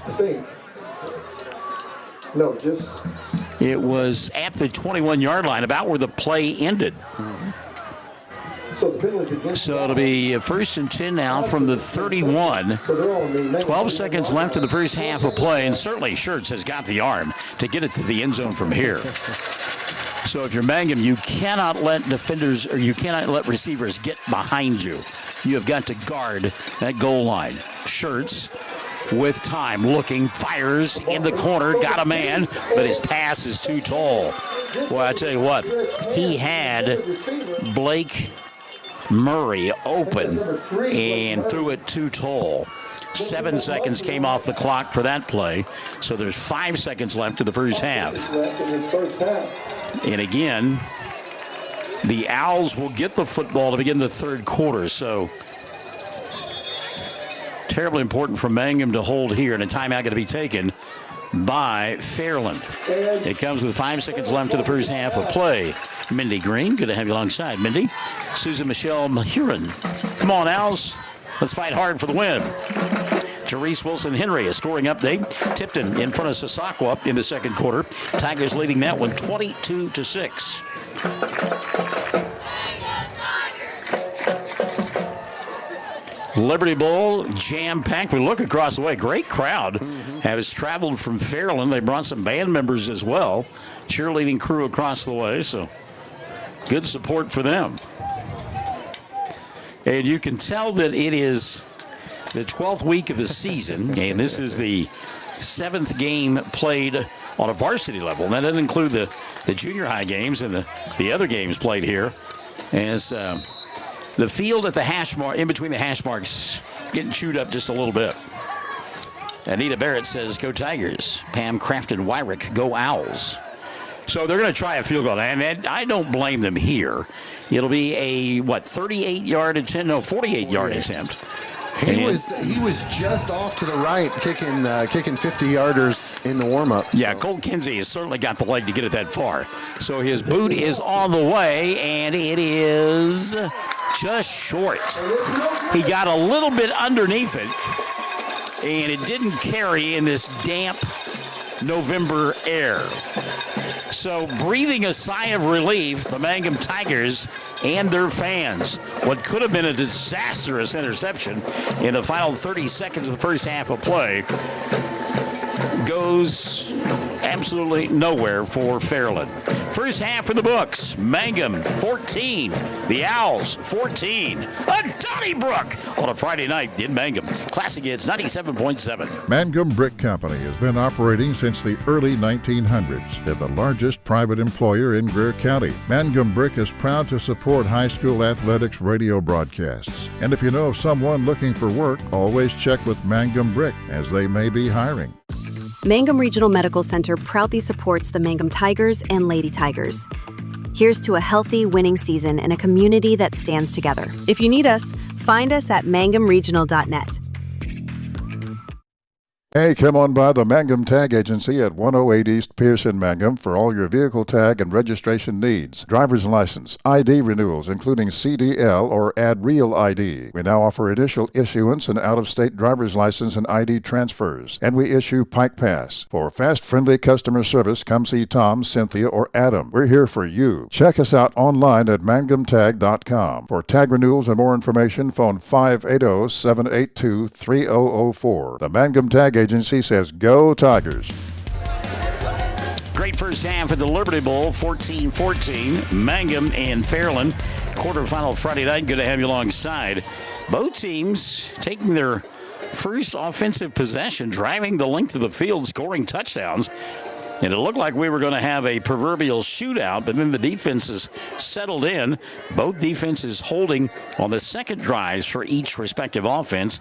And then on the third drive, a short field, and the Owls took advantage of it and took the lead. And then Mangum, late in the first half of play, put together a long, time-consuming drive and able to tie the score. And the key play on that, a third down pitch and catch over the top. Remington Laughlin to Mad Max Richardson kept the drive alive. And 14 all our score at the intermission. Mangum and Fairland in a good one. Terry Whetstone, Jeremy Kendall borrowed my chair last year and hasn't brought it back for service yet. Oh, now we're finding out who the culprit is. Okay. Joe Russell checks into the broadcast. Good to have you alongside Joe. And John Tamura, I hope I'm saying that right, John. Also a part of our broadcast tonight here at the Liberty Bowl. Mentioned the weather, and we have been blessed in this part of the state with mild and pleasant weather for most of the fall. We did get some rain earlier this week, and has kind of played a role here, I think, late in the first half. With first of all that kick coming up just short. I think if it's a warm evening, that one sails through easily. So a bit of a break there for Mangum. Debbie Rogers Anderson has checked in. Richie Galloway says that Allen is in front of Southwest Covenant, 14-6. Allen running the Navy-style offense with a former Mangum player and coach at the helm. And I believe his son is the quarterback as well. Reed Box we're talking about. So Teresa Sainer checking in from California. Cole Atkinson walking around in my 2005 Letterman jacket watching the game from Edmond. That's awesome. Yeah, that's some good stuff. I really enjoy that. That's some quality stuff there. We mentioned that score with Allen and Southwest Covenant. We'll take a timeout and come back and check scores from around the state of Oklahoma. At the half, it's 14 all. Mangum and Fairland in a Donnybrook here on Classic Hits 97.7. If you need some welding done or a metal building built, then call Rocky Caskey. Rocky has built metal buildings in Southwest Oklahoma for more than 15 years. Carports, patio covers, building large or small, Rocky Caskey does them all. Don't settle for less. Get the best building for your money. Call Rocky Caskey at 580-471-8282. That's 471-8282. Rocky supports high school sports. Sovereign Bank is your bank of choice. Sovereign Bank is a proud supporter of the Mangum Tiger Athletics. Supporting our schools and athletic programs is a top priority. Hear us roar, go Tigers. We're cheering you on all season long. Sovereign Bank, empowering our youth with the freedom to dream. Sovereign Bank, member FDIC, equal housing lender. Folks in Mangum know what to do when they need to quench a thirst, curb a hunger attack, or cool down with an ice cream. They just make The Loop at 918 North Lewis Tittle in Mangum. The Loop, supporting the Mangum Tigers and Lady Tigers. If you enjoy Western home decor, then this message is for you. Western Traditions store in Mangum is packed from wall to wall with nice Western furniture selections for your entire home. Western Traditions has a store-wide 20% off sale now through Christmas. This gigantic sale includes all furniture and accessories, many just perfect for Christmas gifting. Find Western Traditions on the west side of the square in downtown Mangum. Open Tuesday through Saturday, 10 to 6. Oh, it's 14-14 here, Mangum and Fairland in a good one on a Friday night at the Liberty Bowl, and we get tickled some of the comments that are made. It's a compliment, Cameron, that we put on the quality program that we do, and folks think that we should have more cameras and we should have clocks and everything else. And hey, we're a two-man crew. We're not ESPN, so if we could get more people and lots more dollars, some of those things that you asked for, I bet you we could probably get done. I mentioned ESPN. I meant to say this earlier. They have a desk down there that says ESPN College Game Day. Nice. It was good stuff. I love it. All right, let's check some scores from around the state. Rejoice Christian. This is a Class A Division I. Rejoice Christian leading Hooker in the second, 27-0. 27-0. The score there. Hollis trails Quinton 8-6. That's a halftime score. Quinton in front of Hollis 8-6.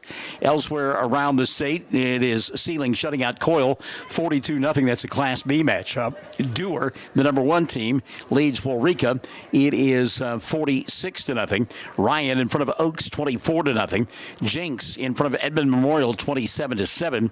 Elgin, the defending 4A champions, leading Ada 28-3. Choctaw in front of Sepulpa 29-14. Sulphur has doubled up Holland Hall in the first half. Sulphur 28, Holland Hall 14. Back to 6A, Sand Springs in front of Piedmont, 14-6. Good one going on at Tonkawa tonight. Minko leading at the half, 22-20. Minko in front of Tonkawa. Davis in front of Salina, 13-12. Wow. O'Keene in front of Wilson of Henrietta, 60-0, and that has not gone to halftime.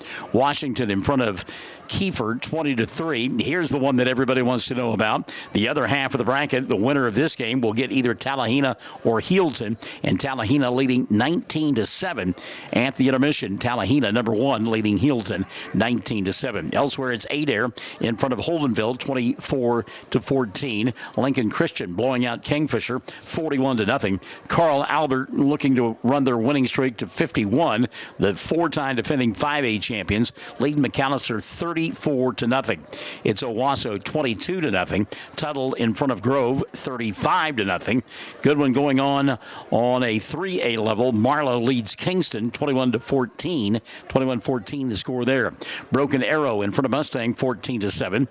Pond Creek Hunter leads Yale at the intermission 24-0. Lawton Mac in front of Dill City 28-14 at the half.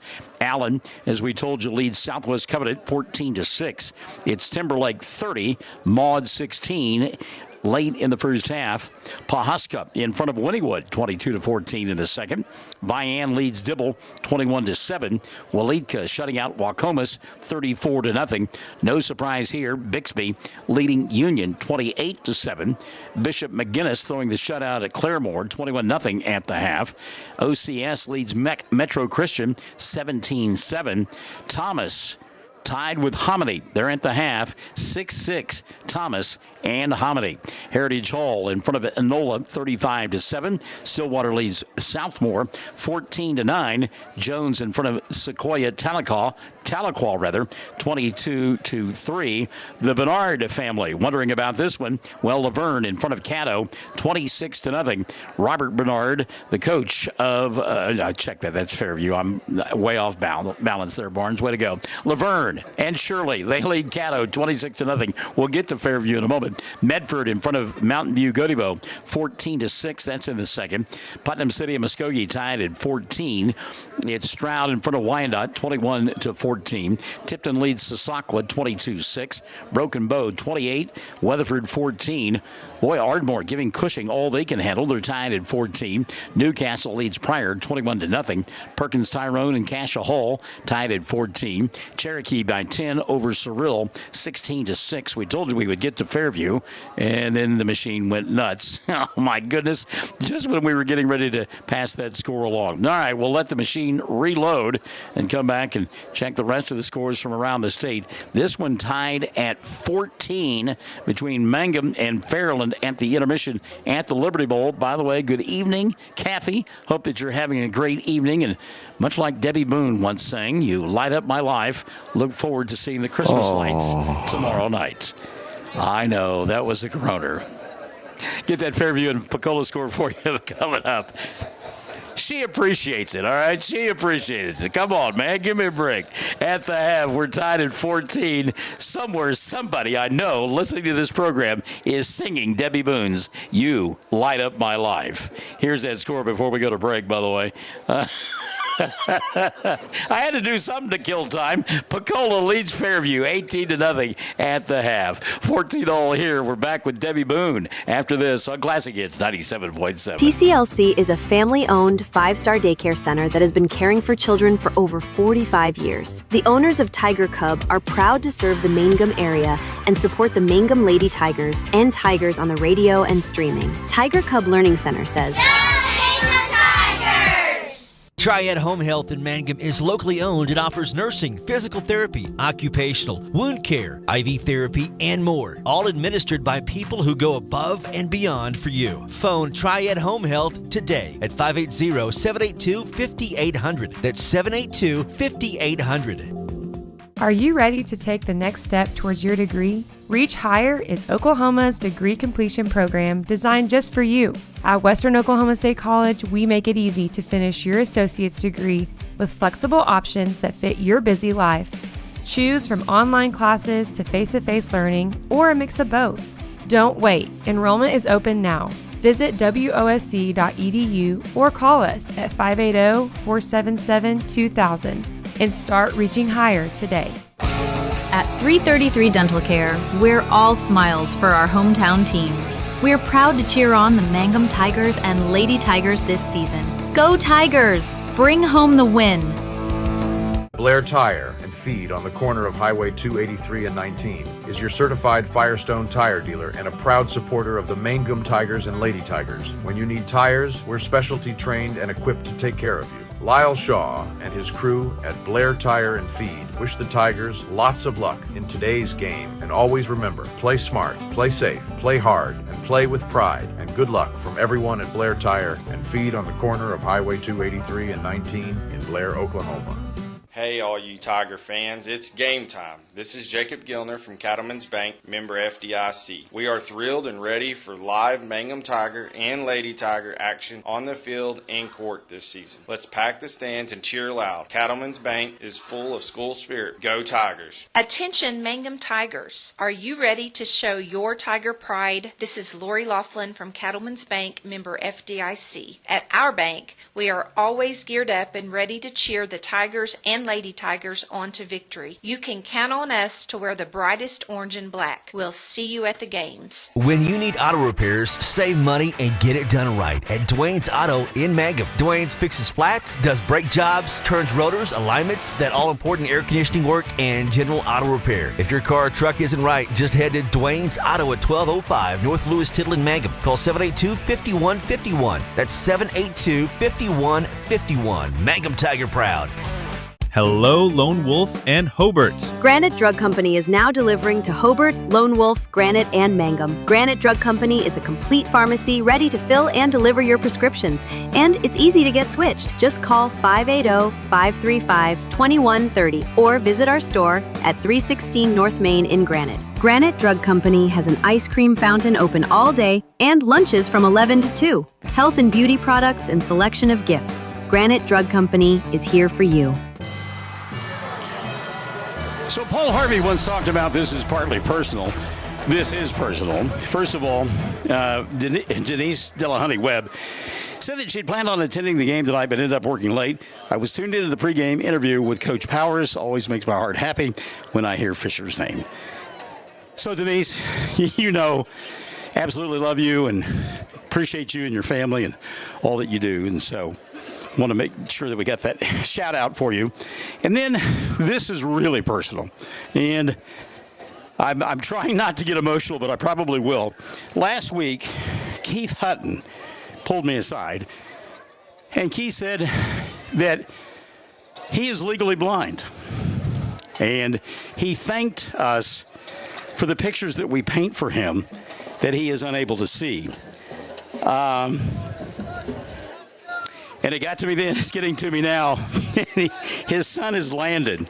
And Landon had, and I don't know if he still does or not, but he had this beautiful head full of red hair. And there was a time that he was running down the field, and that hair was just flowing. And I described it as Fabio. And Keith told me that is a vision that he's been able to keep in his mind's eye. So, Keith, thank you for sharing that story with us. We appreciate it. Second half set to unfold. We're tied at 14. Mangum and Fairland Classic Hits 97.7. Bear County Farm Bureau agents Mickey Lively and Rod Calhoun support high school sports. Mickey and Rod offer insurance for property, auto, casualty, life, commercial, and crop insurance. They're ready to serve you at 231 North Oklahoma in Mangum. Call 580-782-3827. Greer Funeral Home proudly supports the Mangum Tigers and Lady Tigers. We're wishing our team strength, teamwork, and success all season long. Serving Greer County since 1923. Phone 480-2111. In Bloom Flowers and Gifts is proud to sponsor Mangum Tiger Games. The new In Bloom Flowers and Gifts offers a big selection of Tiger Pride items. Make some noise, Tiger fans, and show your pride with spirit items. In Bloom Flowers and Gifts, right in the corner with the right Tiger Pride.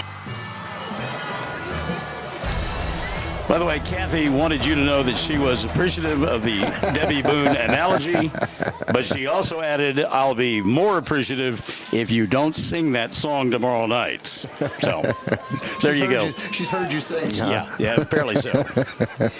Hello to Ernie Matthews. He says, go Tigers. Jeff and Amy Hart, go Tigers. Robert Crawford, 14-12 now. Mountain View trailing Medford. Ashley Truster says, go Owls. Alicia Rivers, let's go Owls. Keith Bogart has checked into the broadcast. Micah Hopper as well. Good to have you alongside, Micah. And Ernie Matthews, Richie Galloway, go Reed Box. Allen out in front in their bowl game. Ashley Truster has checked in as well. Also have Farland Dindies ask if we'd say hello to the class of 74-75. All right. Hello, class of 74-75. I guess that's 50 years for those folks. Easy. I'm fast. You're getting close. I'm fast approaching. Yes, sir. Manny Ochoa says, let's go Tigers as we get ready to begin the second half of play. And it will be Derek Hammond to kick the football away for Mangum. They'll do so from left to right. I was alive then. I was alive. I don't hear what he's saying, folks. I'm sorry. The front has moved through. It has gotten noticeably colder here at the Liberty Bowl. Luann Brown says, go Owls. They are about to get the football here on the near side. Keelan White, who had a great return in that first half that was negated by a penalty. They'll go to White. He'll make the catch at the 25. Hesitates, goes from near side, far side, being chased. Turns it up inside, and oh, what a tackle in the open field that time. Turned in by Mason Mitchell. Woo, boy, I tell you what. White was off to the races if Mitchell doesn't make that play. So it'll be 1st and 10 for the Owls, and they will have it. Looks like at about the 32. They'll give him the 33-yard line. Bridget Woodruss checking into the broadcast. Hello, Bridget. Bray is checked in as well. So here we go, second half. 24 minutes left in one team season. Another team will advance to the semifinals. And quarterback keeper across the 35 out to the 39-yard line. Will go quarterback Carson Schertz. Carson that time just went off tackle. Didn't try to do anything east and west and picked up 5. It'll be 2nd down and 5. And gave him the 39. And when he has not scrambled, that's his best yardage of the night. So they get the play in from the sideline, and again, he finds the back judge who begins the 10-second count, snaps, fires, pass through the hands, too tall, intended for the wide receiver out on the far side. That is Colt Kinney. or Kinsey. And Kinsey, big tall kid, and you gotta get it up in the air to get it over his head. But the pass was incomplete. That'll bring up a 3rd down and 5. And that's not something we see too often. Ashley Cantu Robinson is a short drop and quick fire by Shirts and Company. Normally, he likes to drop back and make the defensive line say 1 Mississippi, 2 Mississippi, play a little backyard football. So 3rd down, 4 wide receivers split here on the near side. Shirts looking this way. Fires, pass, caught in traffic. 1st down at the 50 and down to the 48-yard line of Mangum will go the wide receiver, Logan Sparks. Mad Max Richardson in on this time. Derek Hammond there as well. But again, a 1st down going to be picked up inside plus territory down to the 49. They'll mark it officially of Mangum. 14 all, clock running, 10:50 left in the 3rd quarter of play. Haven't had a turnover tonight. Mangum could use one right about now. Empty backfield now for Shirts. 2 wide receivers up top, 3 here on the near side. He'll change the play. Again, we've been amazed all night long how calm he is. He'll go across the middle, got a man wide open at the 30, 25, and knocked down there, but another 1st down. And it was an easy pitch and catch that time for Kane Bowers. They simply flooded the zone, and Bowers just sat down in that empty zone about 7-8 yards down the field and had, well, what we would call a Dixie Chick situation, wide open spaces. So 1st and 10, 10:15 left here in the 3rd. Ball just inside the 25. Shirts going to keep it himself, and he got hit almost immediately. He'll fall forward for a yard. In on the stop that time for Mangum was Trey Williams. Rochelle Crawford, you bet. I'm glad that you can join us on the live stream. Good to have you alongside Shane Page as well. Up to 7:05. All right. Terry Uto Gones has joined us. Hello, Terry. Brittany Ann Efferson as well. 9:40 left here in the 3rd.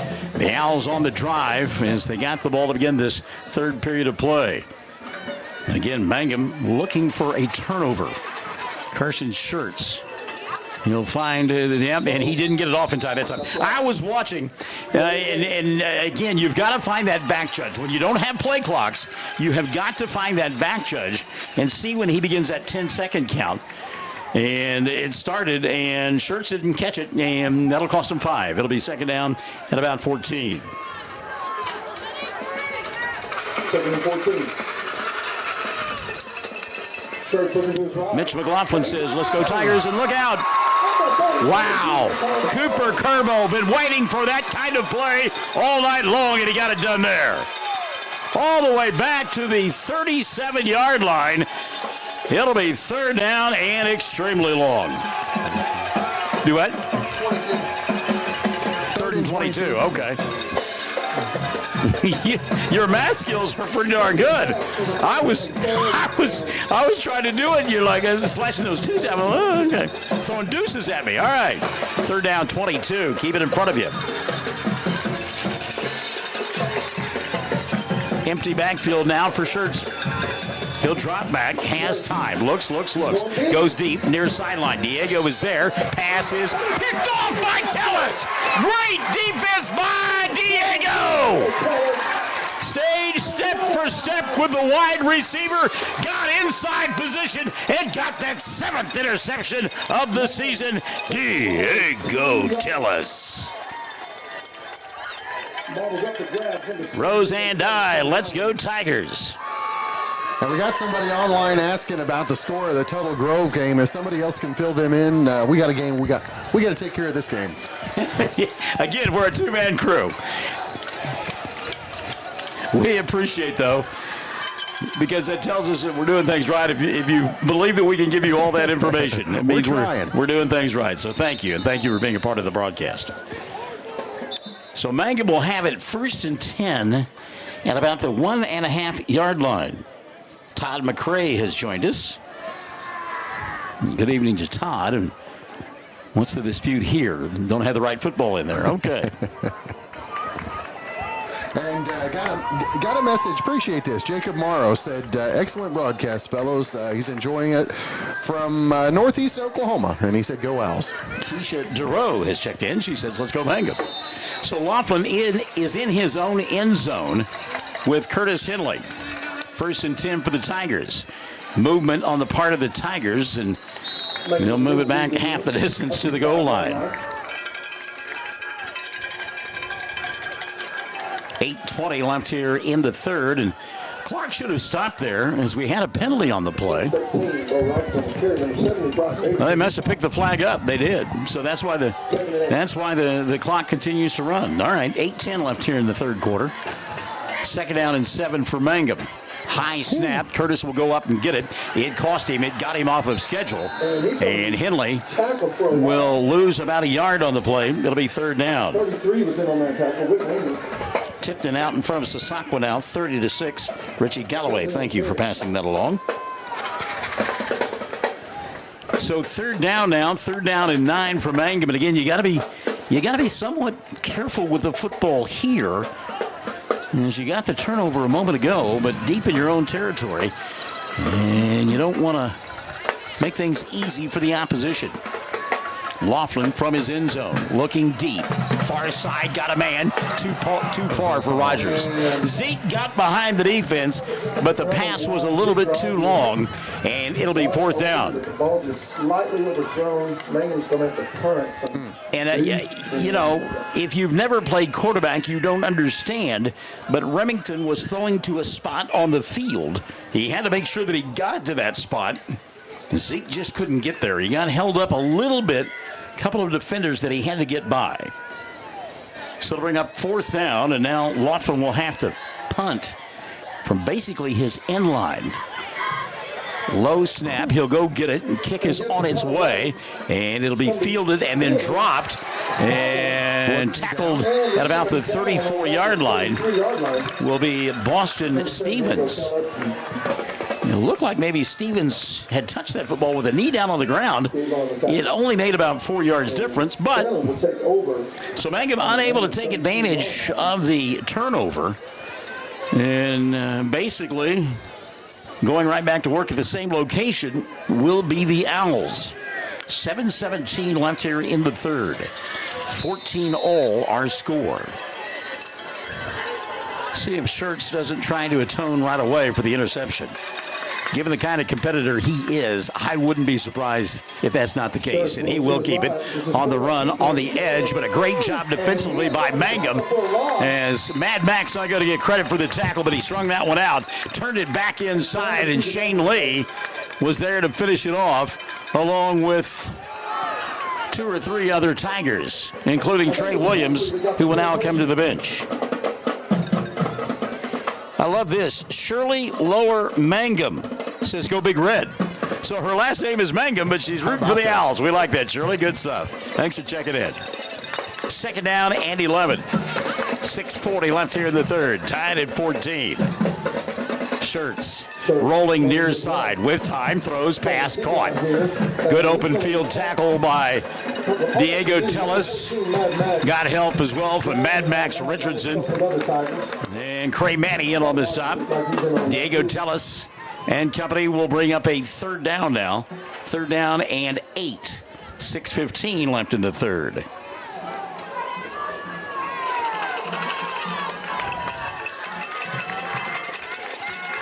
Another big 3rd down. You would think this is 4-down territory for the Owls. Schertz drops back, has time, looks, fires across the middle, and nearly picked off by Clayton Caskey. It'll be incomplete. It'll be 4th down and 8. Now, earlier, and late in the first half, in fact, Ryan Laverty had his kicker, Colt Kinsey, try one from 48, and he came up just short. Let's see what happens here, and it looks like, and we kind of thought that'd be the case. They will not try a field goal from this distance, but instead will go for it on 4th down and 8.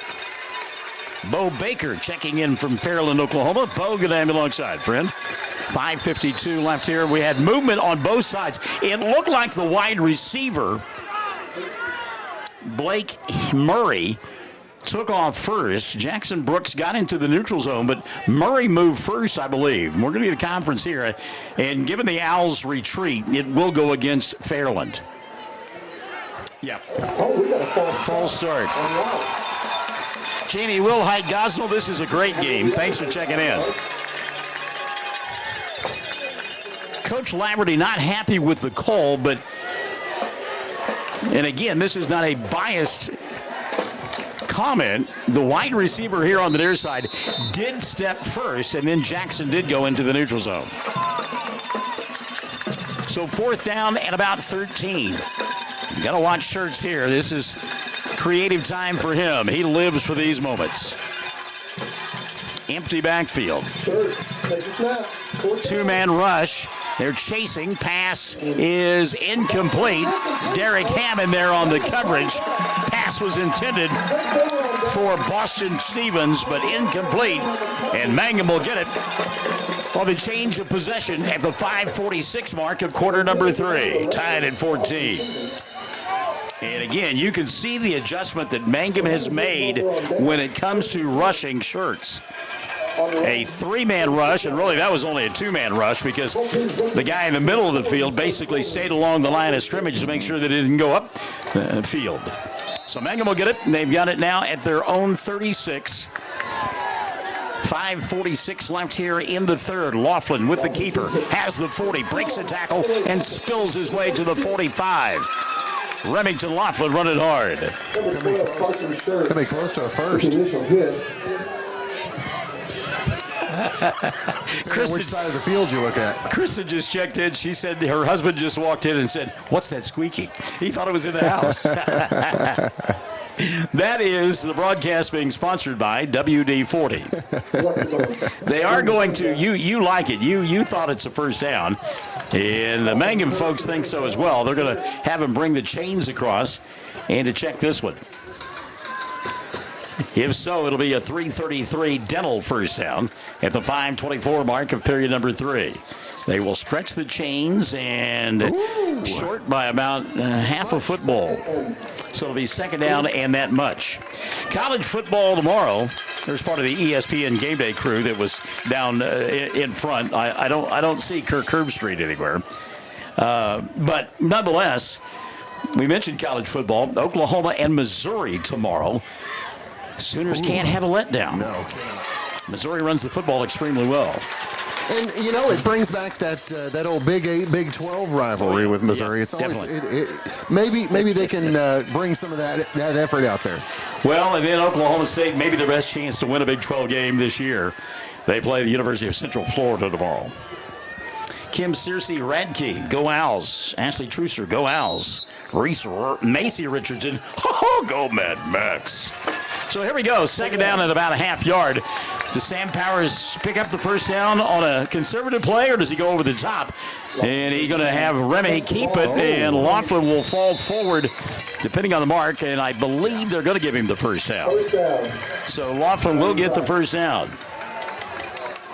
Andrew Barker, let's go Owls. Got to cheer on my alma mater all the way from South Carolina.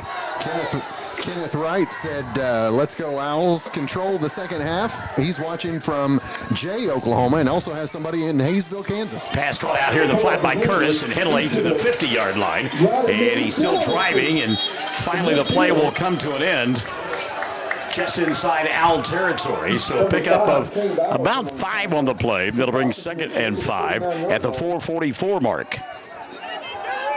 Second and 6. Austin Lake says if you've got a 3-man front, the Owls should be running the football.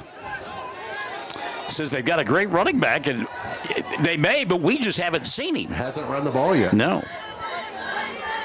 So second down and a long 5 here for Laughlin and company at the 4:44 mark. 2 wide receivers stacked on the near side. Remy going to keep it. Gets a block from Rogers, and he'll take it to the 45. That'll be third down and about 1.5 yards from there. You know, we talk about all the things that Bo Rogers does. He tackles well. He throws the football well, catches the football well. He's a heck of a blocker as well. And that time, Remy got behind him, rode him into the hole, and got near the first down. Mangum trying to keep this drive alive. 3rd and about a yard and a half. A little bit of movement along the line for the Owls, but again, nowhere near the line of scrimmage. And so no neutral zone infraction. Laughlin changes the play. Keeps it himself up the middle. He'll pick up the 3:33 Dental first down to the 42-yard line. Krista Knack said, well, dang, it's like a family reunion on here. Ann Brooks, Robin Zachary, and Tammy Rogers all part of the broadcast tonight. How many you got on YouTube, on Facebook? I had 275 now. Most of them had all night long. 850. So we're over 1,000. Who knows how many are listening on the radio? Love it. Thank you for joining us. 1st and 10 from the 41. The 41 of the Owls. Laughlin going to keep it again himself, and again following blockers through the hole. Jackson Brooks, Mad Max in there. Henley with a block, and also making the play that time for Mangum, blocking-wise, was Brylan Smith. Boy, Smith has been tough all year long, and he sometimes gets overlooked and shouldn't. So 2nd down and 3. Mangum running the football now at the Owls, keeping the ball away from Schertz and Company. 3:05 left here in the 3rd. Tied at 14. Laughlin changes the play, now goes to work. Fakes it to Curtis. He'll keep it himself and gets spun down at the 31-yard line. He'll be just shy of a first down by a half yard. I love my big fella out here on the end, Talon Frazier. Frazier getting hooked up with one of the DBs here on the near side. I think that was Boston Stevens, and it was. So here we go, 3rd down and about a half yard. Everything has just been on the ground this drive. Mangum with 2:35 left in the 3rd. 3rd and about a half yard. Laughlin fakes the pass and takes it right up the middle. Got the first down and more as he'll take it inside the 25 down to the 23-yard line.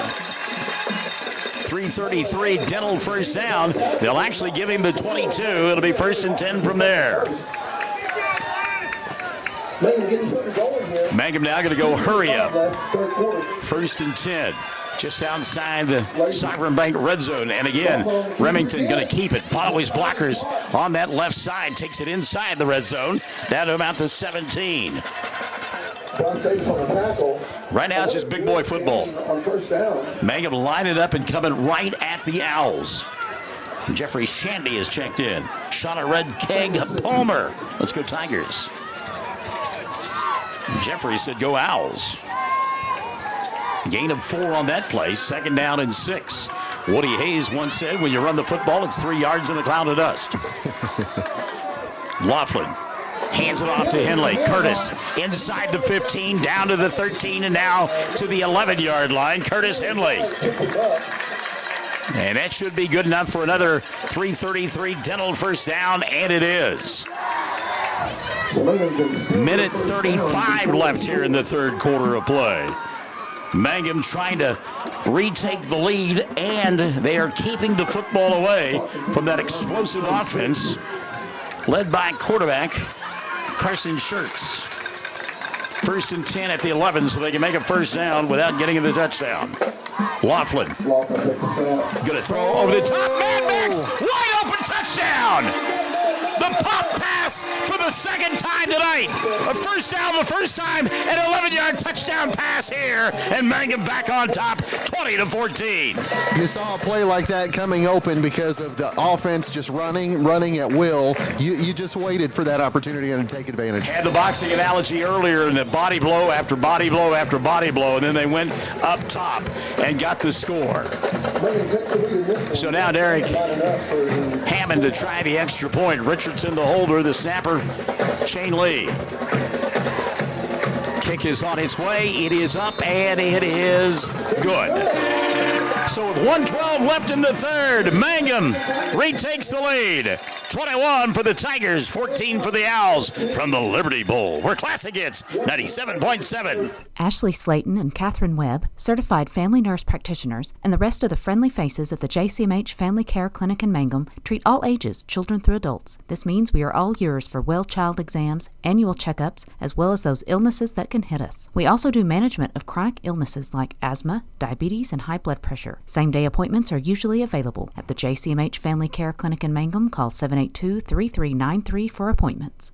Hi, Mangum Tiger fans. This is Jill Grauman with RE/MAX Property Place. If you need to buy or sell a property or a home in Mangum or anywhere in Greer County, just call me at 580-706-0259. You'll see lots of my signs around town because I get the results for my clients. I say, go Mangum Tigers. Jill Grauman, RE/MAX Property Place. Always here, always helping. Scarlett, Frank, thank you for the kind words. And you just, the young people that we get a chance to talk about and extol their achievements, it makes it all worthwhile. And those are the kids in the band, the cheerleaders, certainly the players, and even I love the kids that are up on the hill playing football, tackling one another. They could care less about the game, but they're here and they're exposed to it. And kids are our greatest resource. So, Scarlett, thank you. So Hammond to kick the football away. He does. Near side, end-over-end kick, and fielded at about the 25-yard line by White. Keelan runs along that 25 and runs into Craig Manny at about the 27, and that's where the play will end.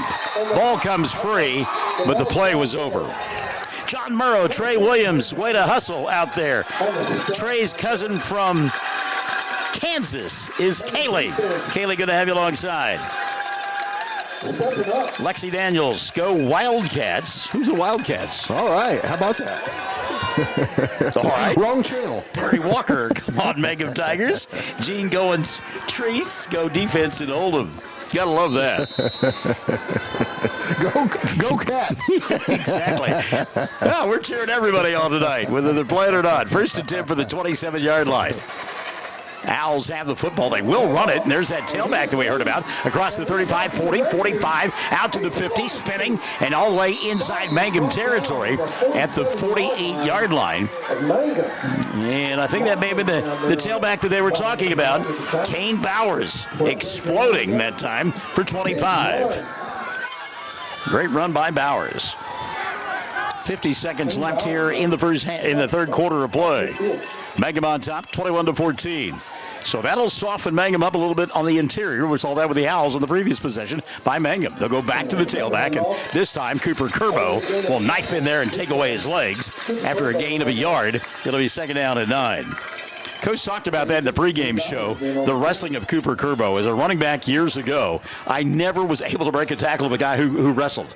They are the best tacklers.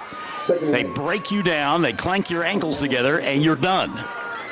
15 seconds left here in the third, probably the final play of the quarter. Shirts changing the play. Jennifer Cheek Foster is checked in. Wishing best of luck to the Owls. Shirts with time. Now flush from the pocket. Wants to run. Chased by Curbo and company. He'll dive for the first down marker. Not going to make it. He got it inside the 40 to about the 38. But he's going to be shy of a first down by about a yard. It'll be third down and a yard when you and I come back for the fourth period. This is a good one, kids. Come on back to the edge of your chair. Mangum 21. Fairland 14, Classic Hits 97.7. Great Plains Bank of Mangum is proud to support the Mangum Tigers and the exciting fall sports season. Get ready to cheer on our local youth and enjoy all the thrilling activities our community thrives when we come together to celebrate and support our young athletes. When it comes to your banking needs, whether you're opening a new account, applying for a loan, or just seeking financial advice, our friendly team is here to help you every step of the way. Great Plains Bank, proudly serving our community with a smile. Member FDIC and equal housing lender. The law offices of Corey Kendall proudly support the Mangum Tigers and Lady Tigers. We're behind you all the way. Go Tigers! Corey Kendall, attorney at law, 122 North Oklahoma Avenue in Mangum. Mangum able to eat up a lot of that third quarter on that go-ahead touchdown drive. Now the defense trying to find a way to slow down Carson Shirts and company. And late in that third period of play, we saw the debut of tailback Kane Bowers, another weapon for the Owls. They've got a third down and a yard. Ball at the 39-yard line of Mangum. Both team seasons come down. Obviously, four-down territory. Thank you, Captain Obvious. He's the Cameron Dole Experience. I'm Michael Barnes. Thanks for joining us tonight on our platforms and also on the radio. So the Owls go to work. Bowers in the backfield. Two wide receivers here on the near side. Scherzer going to keep it himself, and he'll plow forward for the first down to the 35. Shane Lee in on the stop for Mangum. But again, from behind, Cooper Curbo there as well.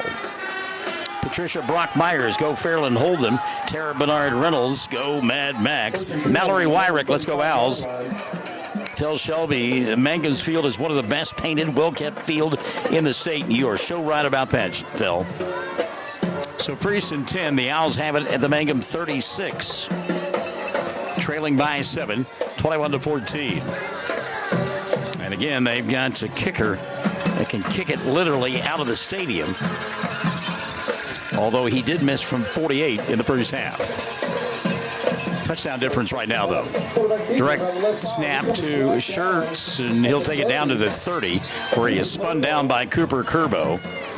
Gain of 5 on the play, second down and 5. So, like the Mangum drive, where we saw Remington Laughlin carry the ball most of the time, now it's Carson Schertz carrying the ball for the majority of the time for the Owls. Second down and 5 here. Lola Reynolds, hold them Owls. How many you got over there? Have you got to 1,000 yet? 886. 285 here. Second down and 5. 3 wide receivers split to the far side. 1 down below us. Schertz wants to throw. Does. Pass caught by the tight end. He'll gain 3. It'll bring up a 3rd down and 2. There to make the stop immediately, Mad Max Richardson. Also, Bo Rogers. Quick hitter. Cooper Welch, he says, hook 'em horns. I don't think it's the horn season this year. So 3rd down and 2. Schertz and company. Mangum defense trying to stiffen here. Changing the defensive secondary now. Schertz going to keep it left side, picks up the first down and more. Big hole there, breaking tackles, still on his feet, going to get dragged down at about the 16-yard line. So a first down carry there for Carson Schertz. It'll stop the clock momentarily with 9:58 left of the ball game. They stop the clock to move the chains.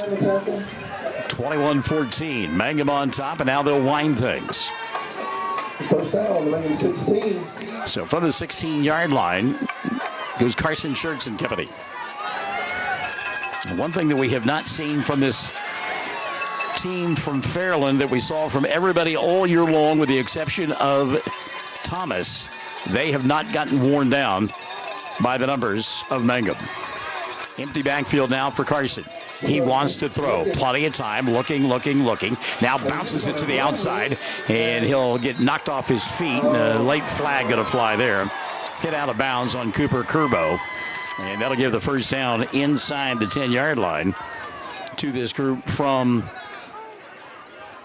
Fairland. And the penalty had to be called. It was not malicious, the personal foul. It was a hustle, if you will. I don't know that Cooper realized where he was on the field, but he cut the legs out from Carson's Schertz, well out of bounds. And so the personal foul will bring up a 1st and goal situation now for this group from Fairland. They have it at the 5-yard line.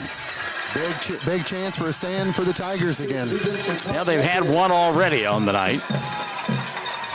Looking for a second here. 1st and goal from the 5. Schertz near side. Tries to stretch it out. Mad Max keeps him inside, and boy, they'll stop him at the 5-yard line. Great job by Richardson to fight off the block, string that one out, slow Schertz down, and allow all kinds of white hats to get there. Diego Tellis was there, along with Curtis Henley. No gain on the play. 2nd down and 5. Tina Shelby Scott, let's go Tigers. Don Schoch checking in as well.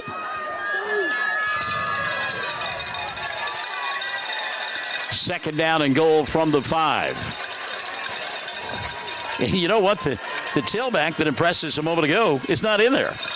How about that? Alicia Rivers says, let's go Owls, keep fighting. Second down carry, Schertz dives to the end zone. He's in for the score. Looked like that Mangum is going to be able to knock him off his feet in the backfield, but Schertz too big, too strong.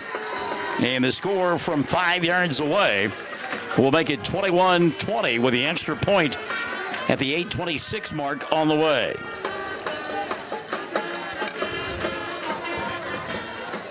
And again, we've talked about the leg all night long of Colt Kinsey. And he can certainly kick it over the field house and into the rodeo arena on the far side.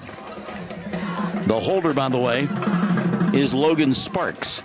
Here's the kick. It is up, and it is good. So with 8:26 left in the ball game, 21 on the board for Mangum, 21 on the board for the Owls. Come on back and get a handful of this on Classic Hits 97.7. Mangum Brick Company has been operating since the early 1900s. They're the largest private employer in Greer County. Mangum Brick is proud to support high school athletics radio broadcasts. And if you know of someone looking for work, always check with Mangum Brick, as they may be hiring. Mangum Regional Medical Center proudly supports the Mangum Tigers and Lady Tigers. Here's to a healthy, winning season and a community that stands together. If you need us, find us at mangumregional.net. Hey, come on by the Mangum Tag Agency at 108 East Pierce in Mangum for all your vehicle tag and registration needs. Driver's license, ID renewals, including CDL or Add Real ID. We now offer initial issuance and out-of-state driver's license and ID transfers. And we issue Pike Pass. For fast, friendly customer service, come see Tom, Cynthia, or Adam. We're here for you. Check us out online at mangumtag.com. For tag renewals and more information, phone 580-782-3004. The Mangum Tag Agency says, go Tigers. All right, Fairland set to kick the football away, and doing the honors will be Kinsey, and he's kicked it through the end zone all night long and does so here. 1st and 10 for Mangum at their own 20-yard line. Oh, let me tell you about my old buddy Heath Jackson. He tells me that Hollis is up 12-8 in the third quarter, 2:20 left in the third. Hollis leading 12-8 in their quarterfinal Class B ball game. 2 weeks from tonight. So 1st and 10 now, Mangum from the right end of your listening device with the 8:26 in the ballgame. Yes. We got comments on our YouTube that fourth quarter is when Mangum's going to get tired, is what they think. All right, Curtis Henley with the carry, and Henley across the 20 out to about the 22-yard line. A gain of 2, 2nd down and 8. And Curtis has the ability to burst out of that pack and go a long way. But a good job tackling in tight spaces there by the Owls. 2nd down. Cooper Curbo in there as a fullback now. 2 wide receivers on the near side. They'll go back to Henley, and Henley in behind Aiden Augustine will take it out to the 25. It'll bring up a 3rd down and 5. Augustine in there. Also, one of the other big uglies leading the way, Brylan Smith. So 3rd down and 5. 2 backs in the backfield now with Laughlin. Remy wants to throw, has time, fires pass behind Zeke Rogers. Boy, he had Rogers open and threw it behind Zeke. Incomplete. It'll be 4th down. And again, that's pressure coming late on Remy. Probably needed to deliver that football a little bit quicker. But again, easy to save from up here. So the incomplete pass will stop the clock with 7:27 remaining. And a punting formation for Laughlin. Do you fake it here? Curbo is the up back, and Laughlin with the rugby scrum and dives for the 1st down. I don't know if he got there. I can't tell what's going on over there. Remington Laughlin on the rugby punt decided to tuck and run. And, boy, now we've got some pushing and shoving going on. Fellas got to be careful out there. Don't get yourself into trouble here. Still waiting to see what the officials have got for us. Holding going to be called on Mangum. So even if they had picked up the 1st down on the rugby punt attempt, it would have been called back. I don't know that he made the 30-yard line. That was the line to make for a 1st down. They are talking it over with Ryan Lafferty across the way. I never saw a signal from an official to say the first down was picked up. Lafferty showing the officials where Laughlin was knocked off his feet. Meantime, if you're Sam Powers, you don't like this because everything is happening across the way and you're not part of the conversation. Holding is the call, and apparently he did pick up the first down because Fairland is going to take the penalty. Otherwise, they would have declined and had it at the Mangum 29. Angela Bostwick Summers go Owls. Melissa Mabry and Krista Knackstead checking in for Mangum. So Laughlin now back in punt formation. 4th and 15. You won't fake it here. Remington, low line drive kick, bobbled and then fielded and then tackled at about the 39-yard line. Bo Rogers makes the stop on Keelan White. Didn't let White get unloaded that time. So it'll be 1st and 10 for the Owls. They've got great field position. 6:59 left in regulation. Tied at 21. Well, they said White's knee touchdown at the 40. So it'll be 1st and 10 from there. So Mangum defense going to come up with a stop or a turnover. Short field for Carson Schertz and does not bode well for Mangum. He'll send a man in motion. Wants to throw, has got all kinds of time. Token pressure by Mangum. Now flush for the pocket. Cooper giving chase. He'll throw. Pass caught here on the near side. And good recognition that time by the wide receiver to come back with his quarterback, Colt Kinsey. I tell you what, Kinsey did a great job. He had ran downfield and saw that Schertz was rolling here on the near side. So Kinsey came back upfield, found a spot, and Schertz found him for the first down. And that is just talent right there. Then a couple of kids have played together a bunch. And no design play at all. 6:51 left in the ball game. 1st and 10 from the 26. Schertz, high snap, going to keep it left side. He'll turn it back inside and take it to the 22 and then get clobbered there by Curtis Henley and Cooper Curbo. So a gain of 4 on the play. 2nd down and 6. Boy, it looked like he was going to get a bunch more than that. Schertz carried his football team all year long, and nothing different here in the 4th quarter. 6:25 and running. 21-all. Owls with the football. They have done this all night long. They have run clock all night long. In fact, they got a delay of game penalty one time. So this is nothing new for them. The back judge starts his count. Schertz will hand it off to White. White cuts it back inside, and he'll get knocked down inside the 20 at about the 18-yard line. But a penalty flag on the play. They're going to get a hold called on the Owls. The flag at the 20. Jackson Brooks was trying to make the tackle, and he got tackled. Dustin Witten, let's go boys. Just get Colt in range. Curtis Shoemaker has checked in as well. We say hi to our dear friend Denise Delahunty Webb. So the 10-yard mark off from the infraction takes the football back to the 30-yard line. It'll be 2nd down from there. 2nd down at about 14. Line to make the 16-yard line. Melissa Mabry and company looking for a Tiger stand. Midway point, quarter number 4. Katie Bowen Carney has joined us. Hello, Katie. Schertz, high snap, flush for the pocket, throws, middle of the field. White makes the catch, and Clayton Caskey is there to make the play after about a 4-yard gain. And that'll bring up a 3rd down and 11. So 3rd and 11 for the Owls. And normally I think you would say 4-down territory. But again, with the leg of their place kicker, Colt Kinsey, they are certainly in field goal range. Ball at the 26. Line to make just outside the 16. Scherzer with time. Looks left, looks right, now going to get flushed. Chased by Shane Lee, chased by Bo Rogers. They'll contain him and make the play at about the 25-yard line.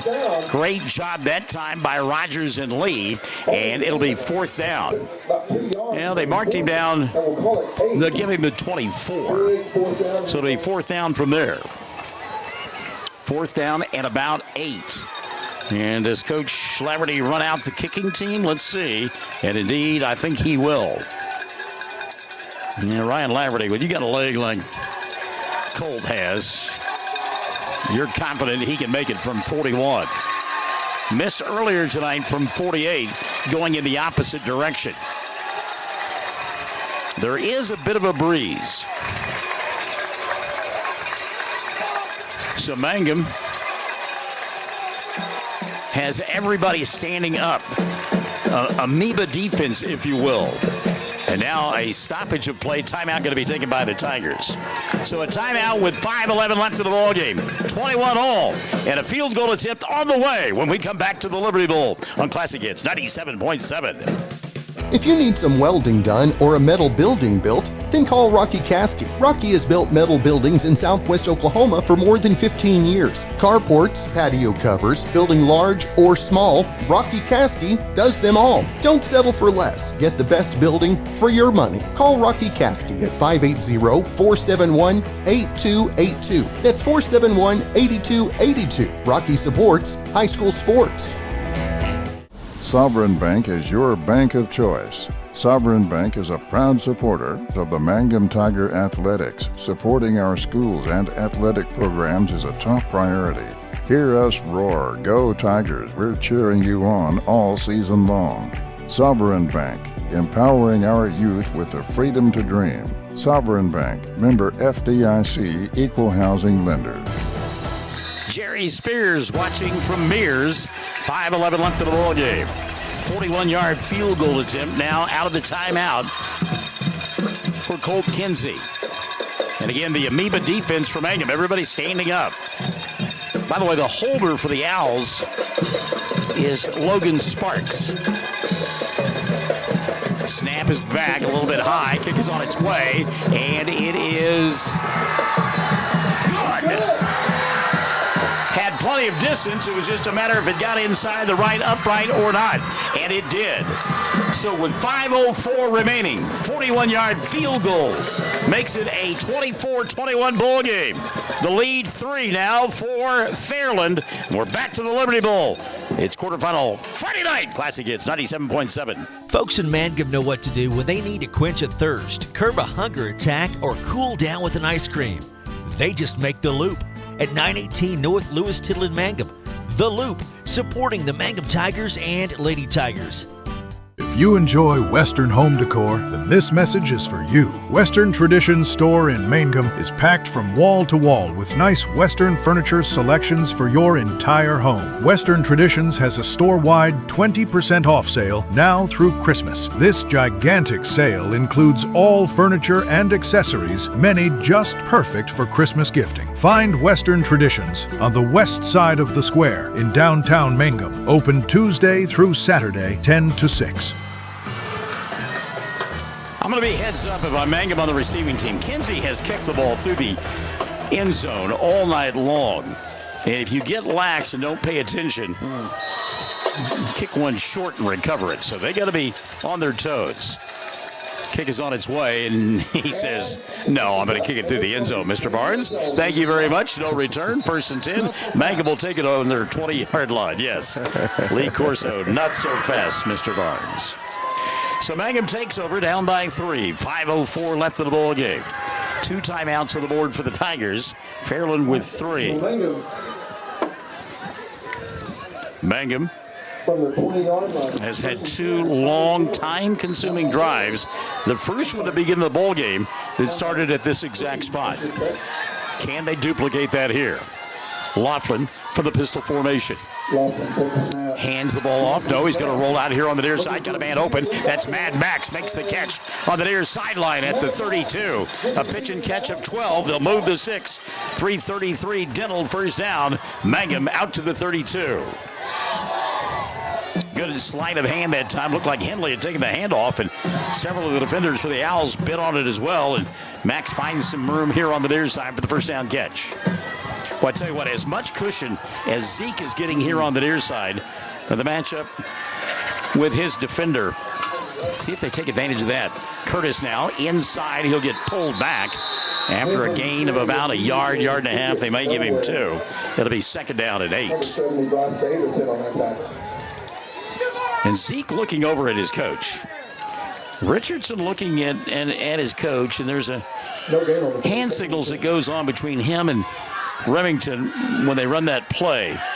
The defensive back is Kinsey, and Colt is giving a cushion of about 7-8 yards. Now they'll put somebody man up on Rogers.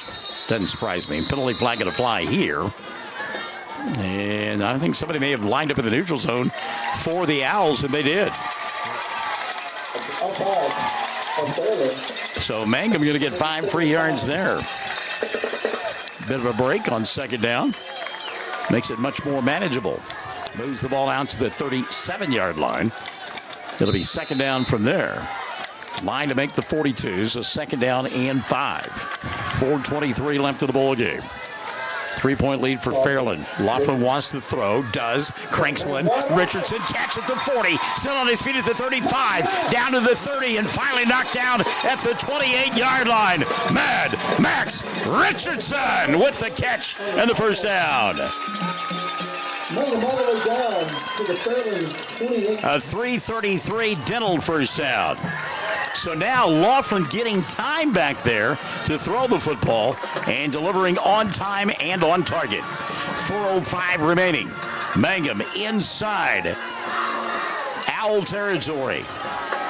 4 minutes left in regulation. Inside handoff. Richardson gets it from Henley. Breaking tackles and rumbles his way down the 21-yard line. Mad Max Richardson. 3:45 remaining. Gain of 7 on the play. Second down and 3.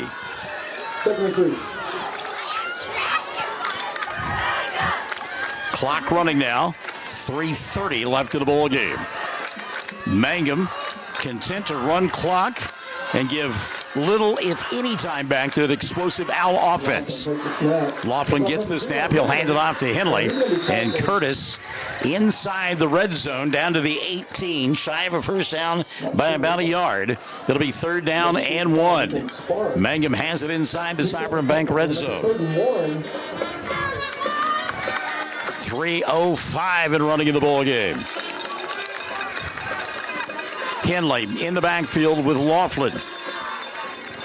Mangum letting the clock run here. And now they wait for the back judge to begin his count. And Rummy will get in behind the center and go with the quarterback sneak. And is it a right foot, left foot spot? You're shaking your head, Cameron Dole. You don't think he got it. No. Stops the clock with 2:35 remaining. John Tamiri says Cole will be walking to school like Pat McAfee on Monday morning. So shy of a first down by a half a yard. Fourth and that much here. 2:15 and running. Laughlin checks the sideline. Henley in the backfield with him. Remington underneath center takes the snap. Here's the push. Laughlin fighting, and he's got the first down. No doubt about it. Still on his feet, but yeah, he's got the first down. They pushed him back at the end. Still don't know. No official. But yeah, that's an easy first down there. They had him bottled up at first, but Laughlin, the determination to pick up the first down. I think they're going to measure. Wow. Ball at the 18-yard line. I looked across the way. That's where the stick was on the 18. Oh, you can hear how quiet it is inside the Liberty Bowl as they stretch the chains to measure this one. 1:56 remaining. Is it a first down for Mangum? Inside the Sovereign Bank red zone. 333 Dental says it is not. Wow. Wow. And you can hear the Owl fans across the way. And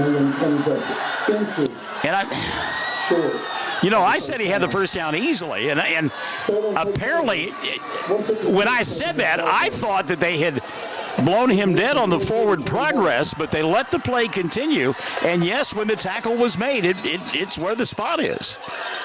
Wow. So you've got 2 timeouts remaining, 1:56 on the clock. You trail by 3.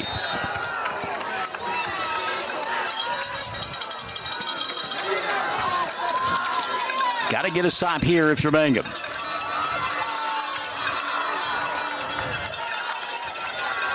Got to dig deep right now. Carson Schertz going to keep it himself. Laughlin giving chase. He'll spill him back at the 14-yard line. Great job by Remington to knock down his competitor with the 1:52 mark. So Mangum. About a 4-yard line. And will they use their timeout? They will.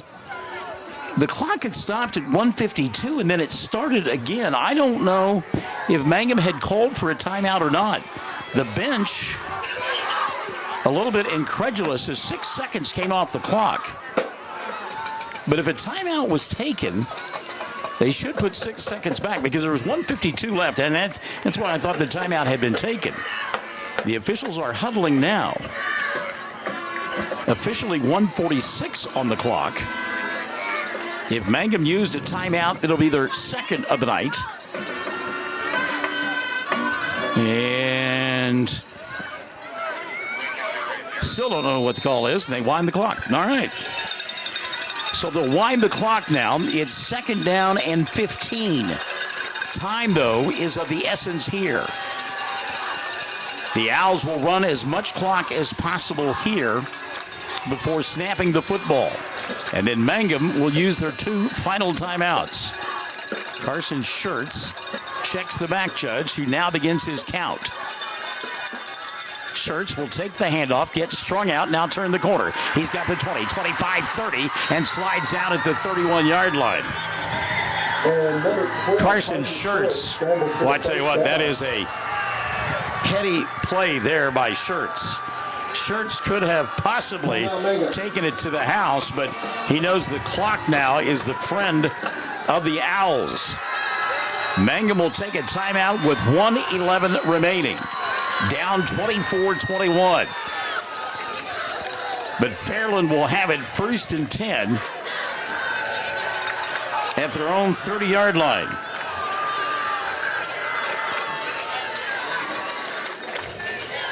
So Mangum, as Mike and the Mechanics once sang, all I need is a miracle.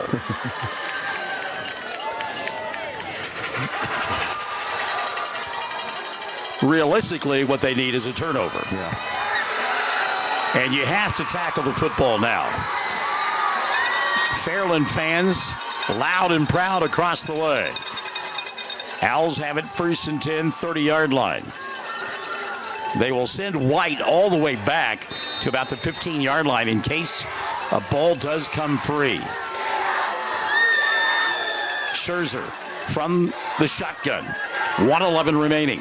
1st and 10. He'll take a knee. 1 timeout remaining. So Mangum calls their final timeout. They can do that one more time. Well, actually, they'll take them 2 more times. If they are able to successfully get the quarterback to catch the football on the snap 2 more times, they will have made the 5-hour journey from Northeast Oklahoma and will advance to the semifinals. Again, and I'm not putting it on anybody, but that carry by Remington Laughlin. Originally, it looked like he had made the 17-yard line. The play continued. The tackle was made at the 18. And he actually, the 17, he didn't even need that. He just needed inside the 18, and they didn't get the spot. And now a couple of more snaps, and the Owls will have knocked off the undefeated Mangum Tigers. And got to keep your head here if you are Mangum. You win with class and you lose with class. Ball now back at the 21-yard line, but there's only 45 seconds left, and there is no way for Mangum to stop the clock. Third down. They snap it one more time, and you're gonna, and that's what Schertz is looking at his coach. He says you got to wait, and now a penalty will be called. Mangum kids pointing at the Owls, saying that Fairland faked the snap. Let's see what this is about. Whitehat going to tell us it's encroachment on Mangum. 32 seconds remaining.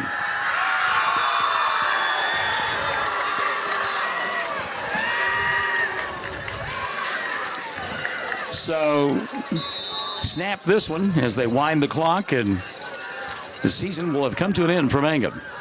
But it has been a glorious campaign. Schertz takes the knee, and that will do it. So congratulations to the Owls of Fairland. They made the long trip, spent the night in Elk City, had a walkthrough today, and they will win it by a final score of 24-21 on a field goal late in the fourth quarter, and on a fourth and less than a yard play that they could not convert on the offense of Mangum. 24-21, your final score. Back to wrap it up after this on Classic Hits 97.7. TCLC is a family-owned 5-star daycare center that has been caring for children for over 45 years. The owners of Tiger Cub are proud to serve the Mangum area and support the Mangum Lady Tigers and Tigers on the radio and streaming. Tiger Cub Learning Center says,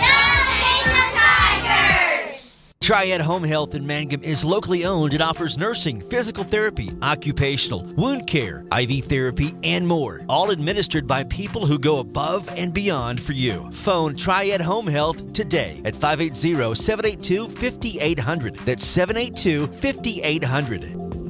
Are you ready to take the next step towards your degree? Reach Higher is Oklahoma's degree completion program designed just for you. At Western Oklahoma State College, we make it easy to finish your associate's degree with flexible options that fit your busy life. Choose from online classes to face-to-face learning or a mix of both. Don't wait. Enrollment is open now. Visit wosc.edu or call us at 580-477-2000 and start reaching higher today. Heartbreak on the near side for the Mangum Tigers and their fans, and sheer ecstasy and joy across the way for the Owls of Fairland as they win it by a final score of 24-21, and they will advance to the semifinals in 2 weeks. Against, and the last time we checked, it was a big lead for the number one team in the state, Tallahena. So we would expect it'll be Tallahena and Fairland in the semifinals coming up in 2 weeks. Congratulations to the Mangum Tigers and the coaching staff. What a brilliant year, 11-1. Oh my goodness, though, it does hurt big time. And it's one of those things, Cameron. You lost the football game, but it wasn't a case where you gave it away. It was a good. It was a great football team. What a game! You lost to a football team that earned the victory. It was not handed to them. Yeah. And you cannot say enough about the Owls. Schertz was as good as advertised, and the kicker, my goodness, what a great job he did. In fact, won the ball game with that long field goal. And then, you can debate and talk about the spot on the fourth down play, but you could also, there are all kinds of other plays throughout the previous, 46 minutes of the ball game that if a spot had been here or this had been done there. So you can't hang your hat on that. And it was just two Titans that went at it, and Fairland had it in the end, and they win the ball game by a final score of 24-21. It has been a glorious season. Boy, I tell you what, we've had a lot of fun, Cameron. Yeah, we have. We've been treated to some great football. We've been treated to some great fans. We appreciate all the folks that joined us from the northeast part of the state here this evening on the broadcast, and we wish you the best of luck coming up in 2 weeks. Oh, yeah, definitely. As you continue your quest for a gold ball. Thanks to our sponsors as well, who have been with us all season long. And it'll be a pause now, but we'll continue. Coming up in the December, I believe it's December the 12th, if memory serves me correct, when the Burns Flat Dill City basketball tournament gets underway for the Mangum Lady Tigers and Tiger basketball teams. Kelly King and Jamison Richardson excited about the 2025-26 campaign. And again, it tips off on Thursday, the 15th. I'm sorry, what are you showing me? I can't see it. The Tallahena Fanatics. Can you guys broadcast our game against Tallahena? We do appreciate them watching. Well, we do appreciate you very much. And you know, I hate to say this, but I don't know that you could afford us because it's a long ride. And you've got you would have to pay for our day jobs. And I'm not sure that that's going to happen. But we do appreciate that. Thank you so much. And so many kind words this evening. We appreciate everybody who joined us on the broadcast, wherever you may have been from. And I'm going to leave you with this. And I talked about this when the playoffs got underway, and this is something that hit me very close to home. And again, it's been 47 years since I had a chance to play high school football, but I can remember that last Friday night in November when my high school career came to an end. And I share this with you from Colin Anderson. The seniors of Mangum, I hope that you'll be able to appreciate this. Most people, even parents, don't really understand what it means when a senior football player's season comes to an end. They don't understand the true finality of it. For 95% of us, you can play baseball, softball, and rec league forever. You can also play a pickup game of basketball. You can play golf, tennis as much as you want when you get older. You can enter 5Ks and run marathons. But most high school footballers never put on a helmet and play the same game again. You go from totally and completely immersed in a game that you love to being completely shut out. And that is incredibly difficult. To those seniors on this football team, please know how much I love you. Please know how much I appreciate what you have given me over these last 12 weeks.